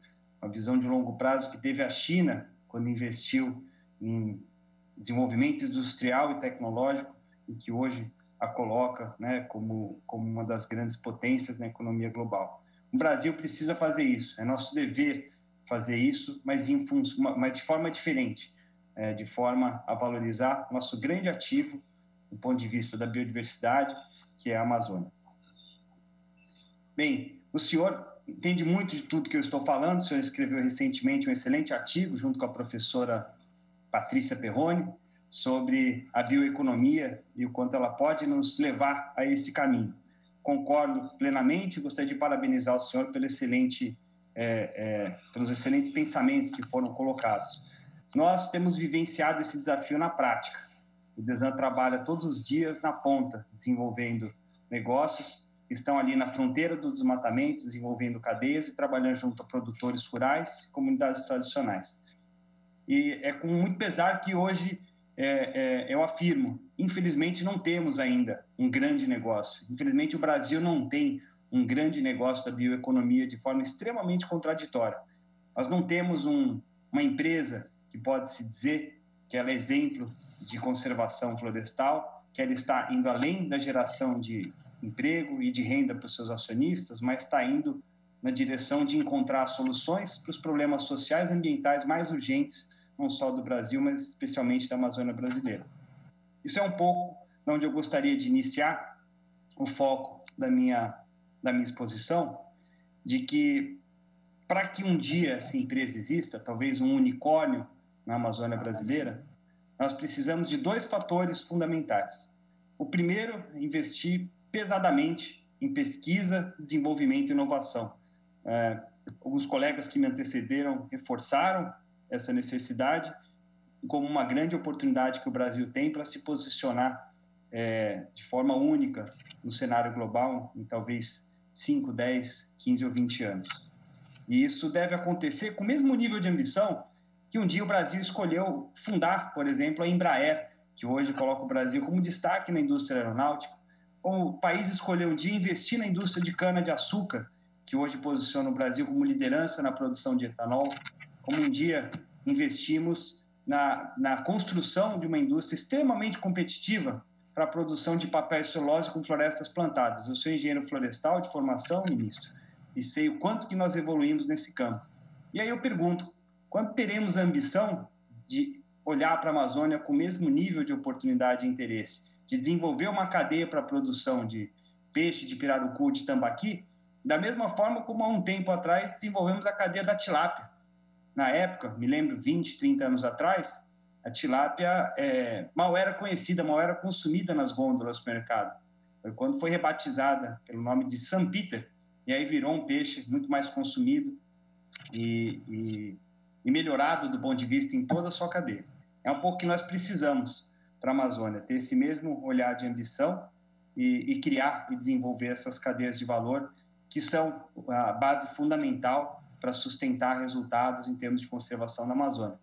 Há 5 ou 6 anos atrás, 7 anos atrás, o Brasil enfrentava um cenário ou vivia um cenário onde nossa economia estava ainda em crescimento, quando o nosso cenário político estava mais estável e o desmatamento da Amazônia caiu a 4.000 km². Nós perdemos uma grande chance de, nesse momento, iniciar a construção dessa agenda de longo prazo. Não o fizemos. E hoje, como muito bem foi colocado pelos meus colegas, a situação é muito difícil de se reverter e, infelizmente, temos uma competição pela atenção do poder público em tantas áreas que passam por crises igualmente importantes, como saúde, educação, segurança. Então, eu acho que uma mensagem que eu gostaria de deixar é que é a hora de investirmos nessa agenda de longo prazo com visão e ambição que a Amazônia necessita. Bem, a boa notícia é que já existem algumas oportunidades, ministro, e acho que é nosso papel, talvez papel do Fundo Nacional de Mudança do Clima, tentar catalisar resultados em cima dessas oportunidades. O segundo fator que eu vinha colocando para o Brasil se posicionar globalmente é conseguir atrair bons empreendedores para a Amazônia. Vale lembrar que na década de 70, na década de 80, nós o fizemos. Foi a primeira leva de colonização da Amazônia que trouxe empreendedores muito corajosos. Abriram literalmente grandes áreas de floresta para plantar pastagens e soja. Infelizmente, do ponto de vista econômico, foram extremamente bem-sucedidos. Inquestionável o quanto se acumulou de riqueza nesse período. Infelizmente, do ponto de vista social, isso não reduziu desigualdades, muito pelo contrário, acentuou desigualdades. Do ponto de vista ambiental, iniciou uma trajetória de derrubada da floresta que hoje se encontra em plena ascensão. Então, eu acho que existem algumas oportunidades, ministro, e eu vou caminhar para encerrar minha explanação, onde seria muito bom se conseguíssemos investir um pouco mais, quem sabe através do Fundo Nacional de Mudança do Clima. A primeira delas é que o Brasil consiga implementar de vez um marco legal que funcione, que esteja funcionando na prática, relativo a pagamento por serviços ambientais e RED+. Muito se fala dos mercados de carbono. O Brasil tem total possibilidade de ocupar um papel protagonista nessa agenda. Recentemente, nós vimos um movimento empresarial brasileiro se posicionando a favor desse tipo de instrumentos de mercado, e aí é importante ressaltar que mais importante, muitas vezes, do que o volume de investimentos é a forma como os investimentos são alocados. E o mercado de carbono tem uma lógica econômica interessante que permite, como nós dizemos aqui na Amazônia, combater fogo com fogo. Então, se a lógica do desmatamento tem uma origem econômica, o instrumento de contrapeso a essa lógica econômica precisa ser também atrelado a instrumentos de mercado. Quem fala é Mariano Senão, diretor de novos existe um projeto de lei que voltou a circular recentemente na Câmara dos Deputados. Espero que ele consiga obter avanços significativos. Ele é fundamental para nós construirmos essa agenda de curto e médio prazo. Segundo ponto, excelente ministro, de fato é fundamental que nós coloquemos o Fundo Amazônia para funcionar novamente. Ele foi o maior fundo criado para a conservação de florestas em escala global, foi o maior fundo do mundo, criado pela cooperação, pelo Brasil, com recursos da cooperação internacional, e ele tinha uma lógica muito simples, que é a de pagamento por resultados. Ou seja, se o Brasil reduz o desmatamento, reduz as emissões de carbono do desmatamento, ele recebe um pagamento. Não é necessariamente uma filantropia, é uma filantropia de resultado muito alinhada a conceitos de meritocracia, que eu acho que são conceitos importantes que nós devemos resgatar. Então, fundamental que ele volte a funcionar. O segundo ponto, já foi colocado, que nós aproveitemos os pacotes de recuperação econômica que estão sendo discutidos para posicionar o Brasil na linha de frente da bioeconomia amazônica. Existem diversas iniciativas sendo construídas nesse sentido, existem vários exemplos do que dá certo e o que não dá. Nós, em especial, temos um exemplo importante, nós temos desenvolvido um programa de aceleração de negócios de impacto na Amazônia. Então, identificamos, através de 2 chamadas, empreendedores que buscavam, além de gerar emprego e renda, solucionar problemas sociais e ambientais importantes na Amazônia, como a geração de renda para comunidades rurais ou combate ao desmatamento, restauração de áreas degradadas. E é através dessas iniciativas que nós acreditamos que programas de recuperação econômica podem se valer e podem acelerar esse processo de desenvolvimento tecnológico. Por fim, nós temos também, ministro, alguma experiência relevante com relação ao polo industrial da Zona Franca de Manaus. Existe um marco muito interessante para investimento em pesquisa, desenvolvimento e inovação, que vem dando os primeiros passos no sentido de fortalecer a bioeconomia. Felizmente, os recursos ainda são poucos, mas poderiam ganhar tração muito rapidamente, e estamos falando de algo em torno de 700 milhões de reais por ano, que são investidos pelas empresas em contrapartida aos incentivos fiscais que elas recebem por estarem localizadas na Zona Franca de Manaus. É fundamental fortalecer a pesquisa e a inovação em institutos como o INPA, a UFAM, institutos e incubadoras privados, atrair o setor privado para a Amazônia, o bom setor privado para a Amazônia é fundamental. Isso é algo que fizemos muito pouco e acho que o momento é oportuno. Se compararmos o orçamento do INPA, que é o maior centro de pesquisa na Amazônia atualmente, com o da Universidade de Stanford, estamos falando de uma comparação de 50 milhões de reais é o orçamento do INPA e 35 bilhões de reais é o orçamento, por exemplo, da Universidade de Stanford, que promoveu, é uma das instituições de referência no desenvolvimento das startups e indústrias de tecnologia do Vale do Silício. É 700 vezes mais. De forma correta. Por fim, eu gostaria de agradecer novamente a oportunidade, excelente ministro, e que a gente consiga, de fato, trazer geração de empresas, uma nova geração de empresas para a Amazônia, pois sem economia, infelizmente, vai ser impossível manter a floresta em pé. Muito obrigado. Boa noite a todos. Audiência pública, debate Fundo do Clima e Política Ambiental, ADPF 708. Muito grato, doutor Mariano Senamo, que falou em nome do Instituto de Conservação e Desenvolvimento Sustentável da Amazônia, o IDESAM, também com reflexões muito importantes, muito interessantes. Eu devo dizer que fiquei sabendo que tilápia e sandpeter era a mesma coisa, que eu até aqui não sabia, ainda lucrei com essa informação, e com os exemplos muito interessantes de precedentes, de histórias de sucesso no Brasil, como aconteceu com o etanol e com a aviação comercial, no caso da Embraer, e a ideia de que esses possam ser movimentos inspiradores de opções de economia sustentável para a Amazônia. Muito obrigado, doutor Mariano.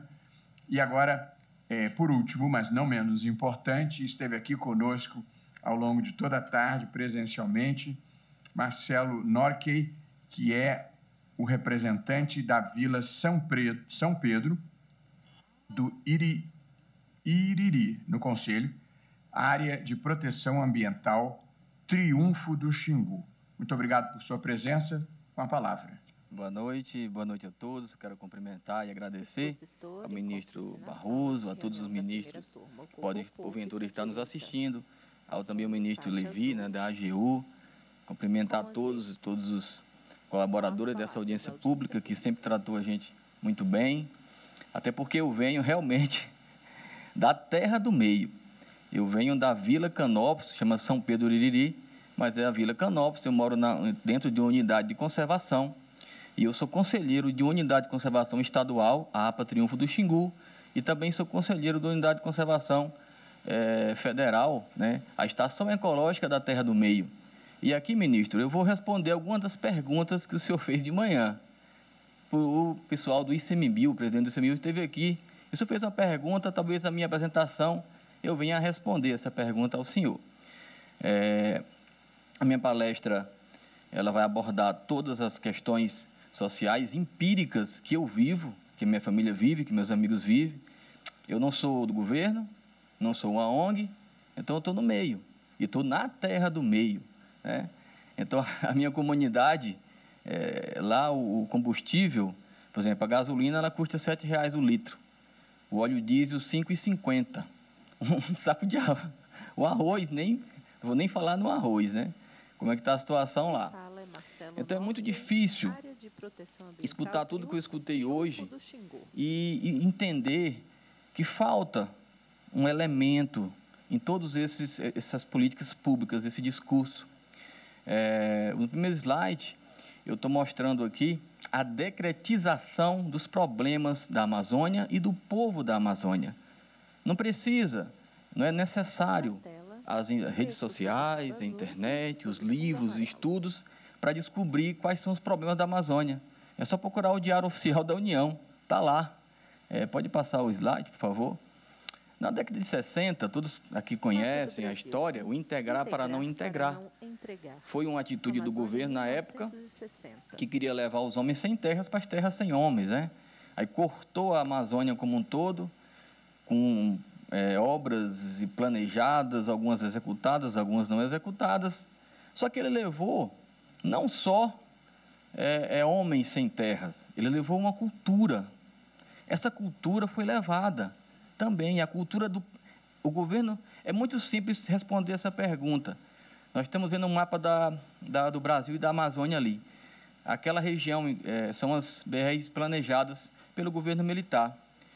Aqui eu vou dividir a Amazônia em duas culturas distintas. A cultura extrativista, que está na calha norte, que segue o rio Amazonas, e a cultura do chamado arco do desmatamento. Por que o governo militar, na época, não pegou o pessoal de Belém, que tinha acho que quase 1 milhão de habitantes, a região metropolitana, e pegou e levou para Marabá? Porque ele não queria aquela cultura para desenvolver a Amazônia. Ele queria a cultura do gaúcho. Ele foi buscar para levar para Tucumã, que é uma cidade que eu estudei e morei lá, que eu moro na Amazônia há 30 anos, quando meu pai foi para a Serra Pelada para ser garimpeiro. Ele trouxe essa cultura. Ele foi no Rio Grande do Sul, a 5.000 quilômetros, levar gaúcho, paranaense, para a Amazônia, com o intuito que esses gaúchos fizessem aquela cultura produtiva ser implementada na Amazônia. Aí começou o problema. Foi decretado isso no Diário Oficial, esses problemas. E hoje nós temos uma divisão, que aqui eu acho que praticamente todo mundo que falou nessa audiência pública ou é de fora da Amazônia ou está no eixo extrativista sustentável da Amazônia. Se você criar uma unidade de conservação, destinar as terras públicas na região norte, na calha norte, tudo vai funcionar, porque a cultura lá é extrativista. Mas quando você quer colocar uma unidade de conservação para a nossa região, chamada Arco do Desmatamento, que é a região onde eu moro, que é a terra do meio, aí a coisa complica, porque ali tem uma cultura. E hoje no Brasil o que a gente percebe é uma visão etnocentrista do que acontece na Amazônia. A Amazônia precisa ser vista com uma visão relativista. Nós estamos agora vendo no segundo mapa todas as unidades de conservação do Brasil, terras indígenas, e eu quero que vocês se atentem, por favor, às áreas em marrons, que são os assentamentos do INCRA. Eu vou me atentar mais a esses assentamentos, porque são áreas que, em tese, estão documentadas, deveriam ter o título, e há uma destinação certa, que é a reforma agrária, né, da região amazônica. O próximo slide, por favor. Nasce aí o imperialismo ecológico, essa visão etnocentrista que leva um pensamento praticamente único, que isso é perigoso para a humanidade, pensamentos únicos, etnocentrista. Lá não tem só quem mora naquela região da Calha Norte, lá também tem um povo que foi levado para a cultura. O brasileiro, na verdade o polonês, Egmont Sacher, que é o pai da sustentabilidade, ele, na minha opinião, que eu sou um produtor sustentável, eu também faço parte da Associação dos Extrativistas Sustentáveis da Amazônia, sou um produtor agrícola, produzo um carneiro, que eu chamo de carneiro ecológico. Lá a gente produz uma pitaia chamada pitaia amazônica. Então, a gente consegue fazer isso. Mas eu sou uma gota, praticamente, no oceano, porque há uma cultura muito forte da pecuária, do desmatamento, da ocupação, de um uso indiscriminado dos recursos florestais. Egmont Sacher, ele nos indica 5 itens para a sustentabilidade. Isso ele lançou ainda, e foi lançado ali, foi falado aqui na Conferência de Estocolmo, né, em 72, mas nisso o Brasil já era pioneiro. O Brasil já tinha o Código Florestal Brasileiro, que foi de 64. Depois, em 81, ele fez a Política Nacional do Meio Ambiente, que também foi inovação do governo, na época, governo militar. Então, eu quero distinguir 3 itens dessa sustentabilidade, que o pai da sustentabilidade nos deixa, que aí resolve o problema de muito que foi falado aqui, ministro. O primeiro, a participação da população envolvida. Mas não é aquela população, a Amazônia não é um só, ela tem mais de 20 biomas, e tem mais de milhares de culturas. É a cultura produtiva. Tem aí você chega lá e fala, olha, vamos produzir açaí. O cara que usa um cinto, um vaqueiro lá da Amazônia, ele usa um cinto que parece um escudo. Como é que ele vai subir com aquele cinto no pé de açaí? Ele não tem essa cultura. Ele mete o machado no açaí, espera o pé tirar e vai comer o açaí e o palmito. Então, essa participação da população envolvida é um dos caminhos para realmente um desenvolvimento sustentável e o desenvolvimento humano. E eu acho, pelo que eu vi hoje aqui, pouca gente percebe que lá não tem só um tipo de cultura, tem várias culturas. E também a elaboração de um sistema social que garanta o emprego, a segurança social e o respeito a todas as culturas que estão lá. A cultura produtiva, inclusive. E por último, o quinto, eu assisti uma apresentação do ministro, uma entrevista com a jornalista da Globo News, que ele fala da revolução na educação. A Amazônia precisa de um Big Bang na educação. E essa educação tem que ser uma via de mão dupla. Ela não pode ser uma via de mão única. Nós também temos que ensinar, dizer o que nós queremos e também aprender. Tem muita coisa que a gente escutou hoje, dá para fazer, né? Pode passar. Esse pessoal aí que o senhor está vendo, ministro, é a resposta para a pergunta do senhor hoje.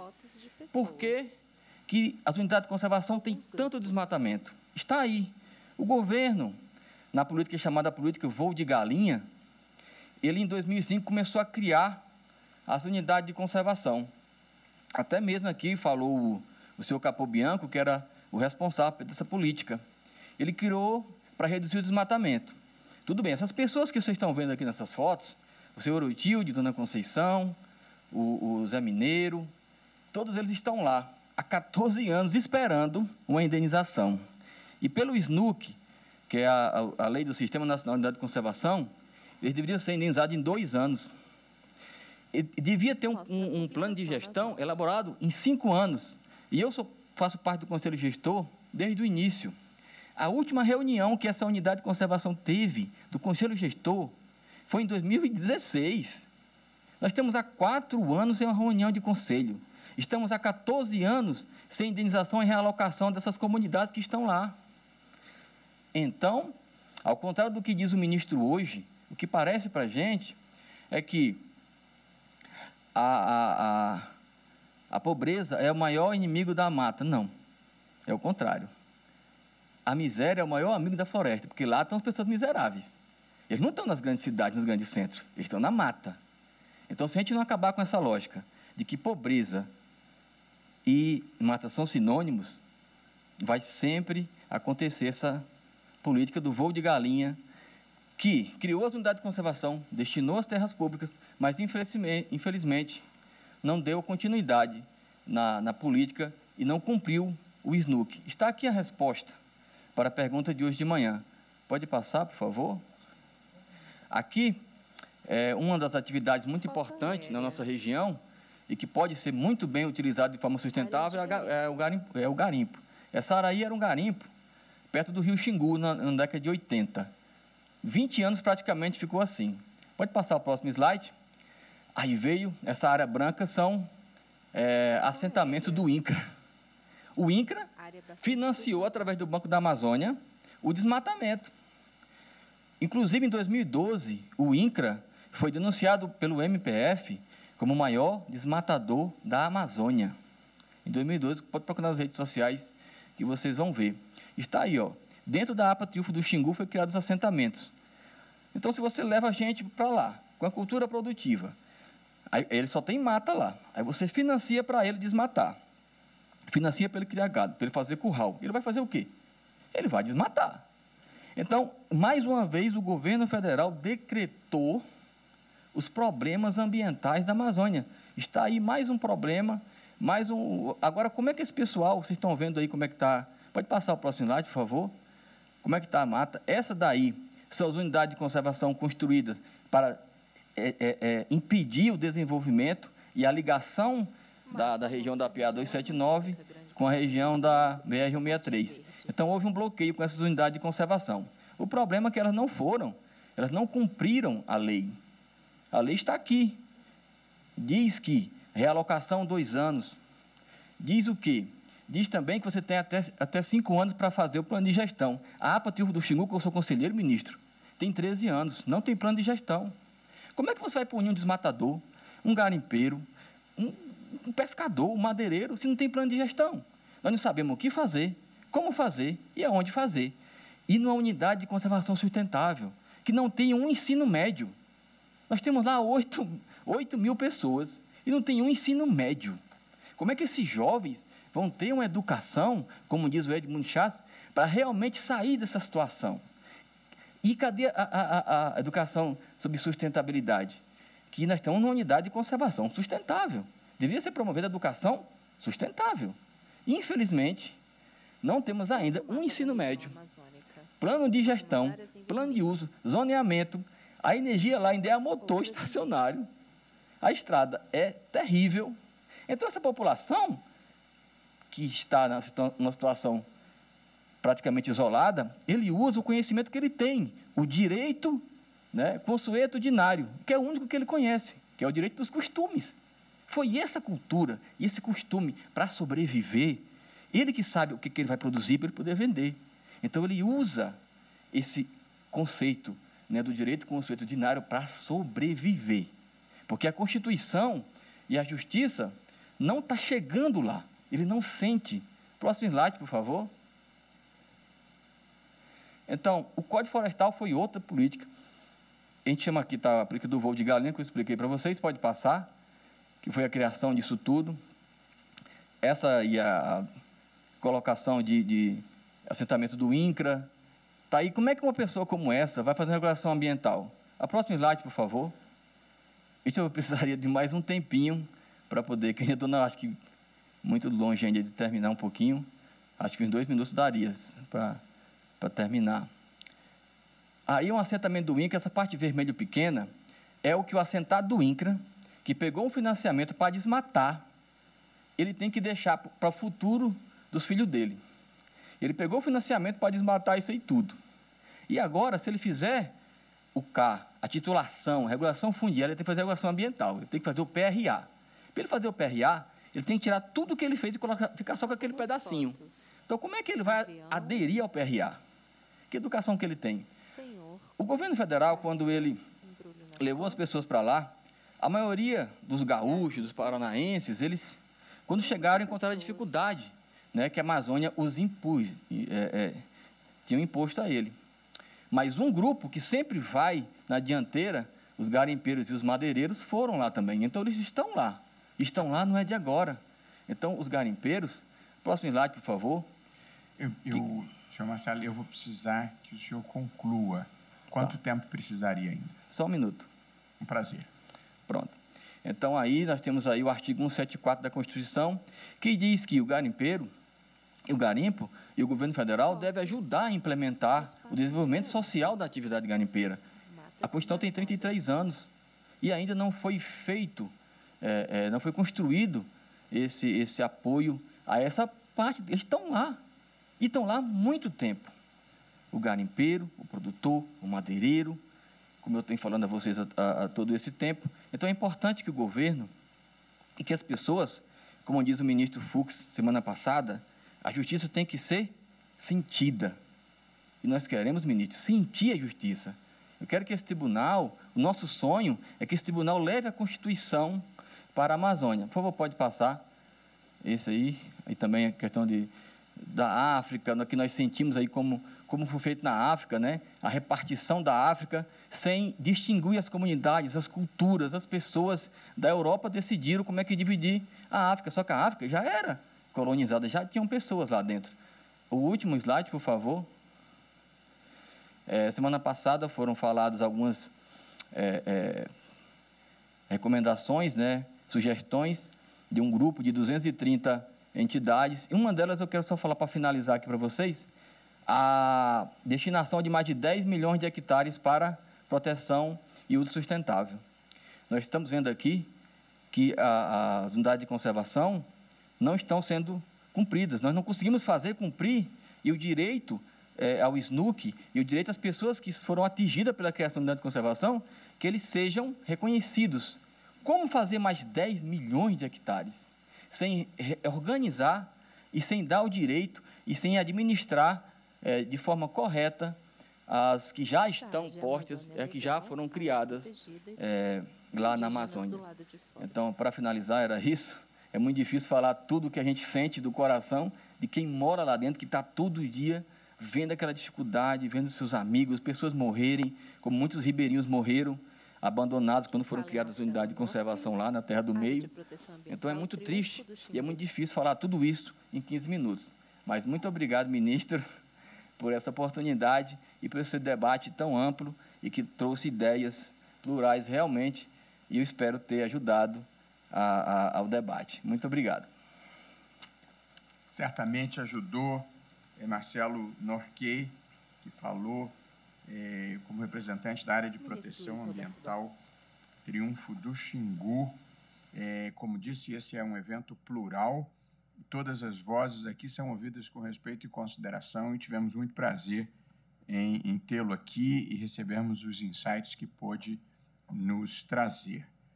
E assim terminamos esse primeiro dia dessa audiência, um dia extremamente produtivo, eu diria. Curiosamente, esta audiência foi marcada para o Dia da Árvore, que se comemora em 21 de setembro, que é 2 dias antes do início da primavera. Portanto, a coincidência, eu acho que poderia dizer, mas, como saberão, árvores, plantas e algas são os principais organismos vivos que realizam a fotossíntese. A fotossíntese é boa parte do motivo pelo qual nós todos estamos reunidos aqui. Fotossíntese é o processo químico que transforma energia solar em oxigênio.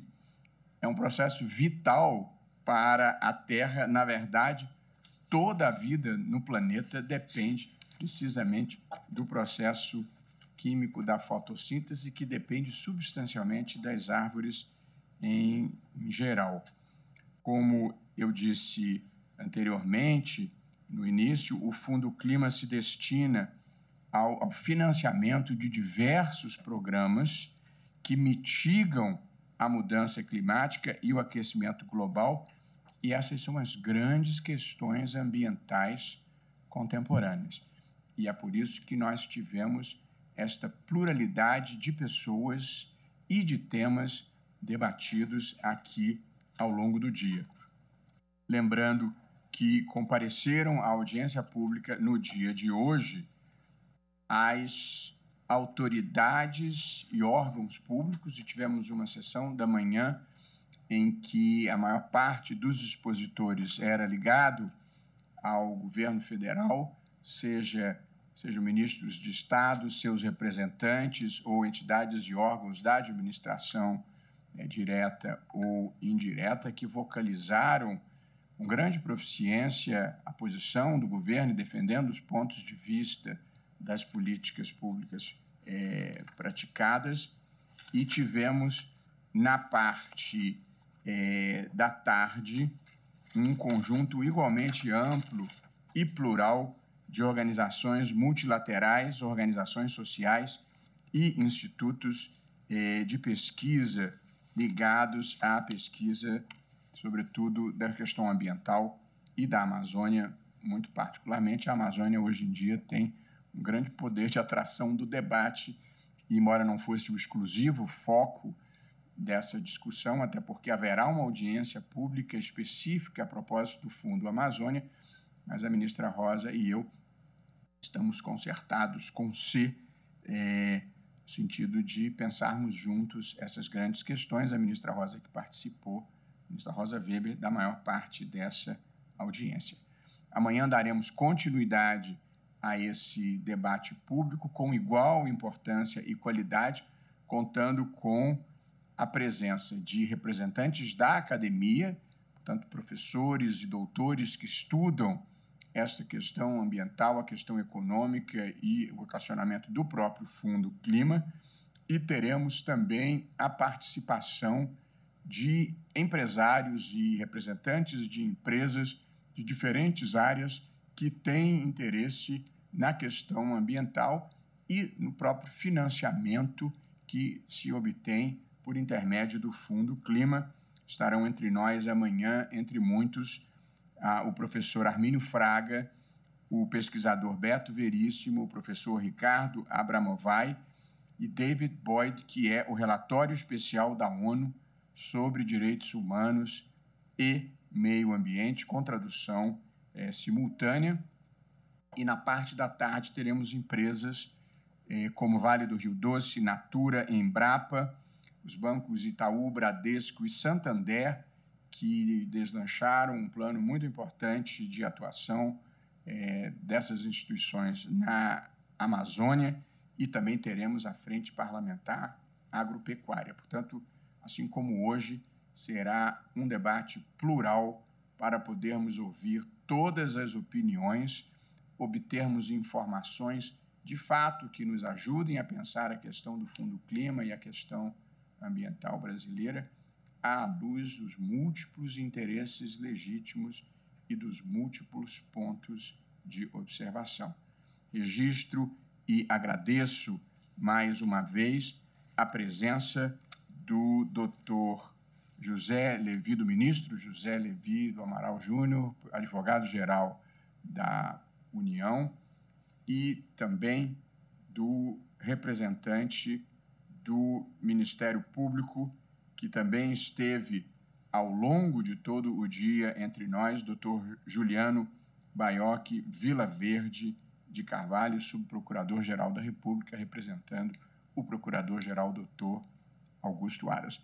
Agradecendo a presença de todos, inclusive da minha própria assessoria, dos servidores do Supremo, que permitiram a realização dessa audiência e asseguraram o isolamento social, o distanciamento físico que nos proveu segurança a todos. Eu declaro encerrados os trabalhos. Nos reunimos amanhã, uma vez mais, às 9 horas. Obrigado e boa noite a todos.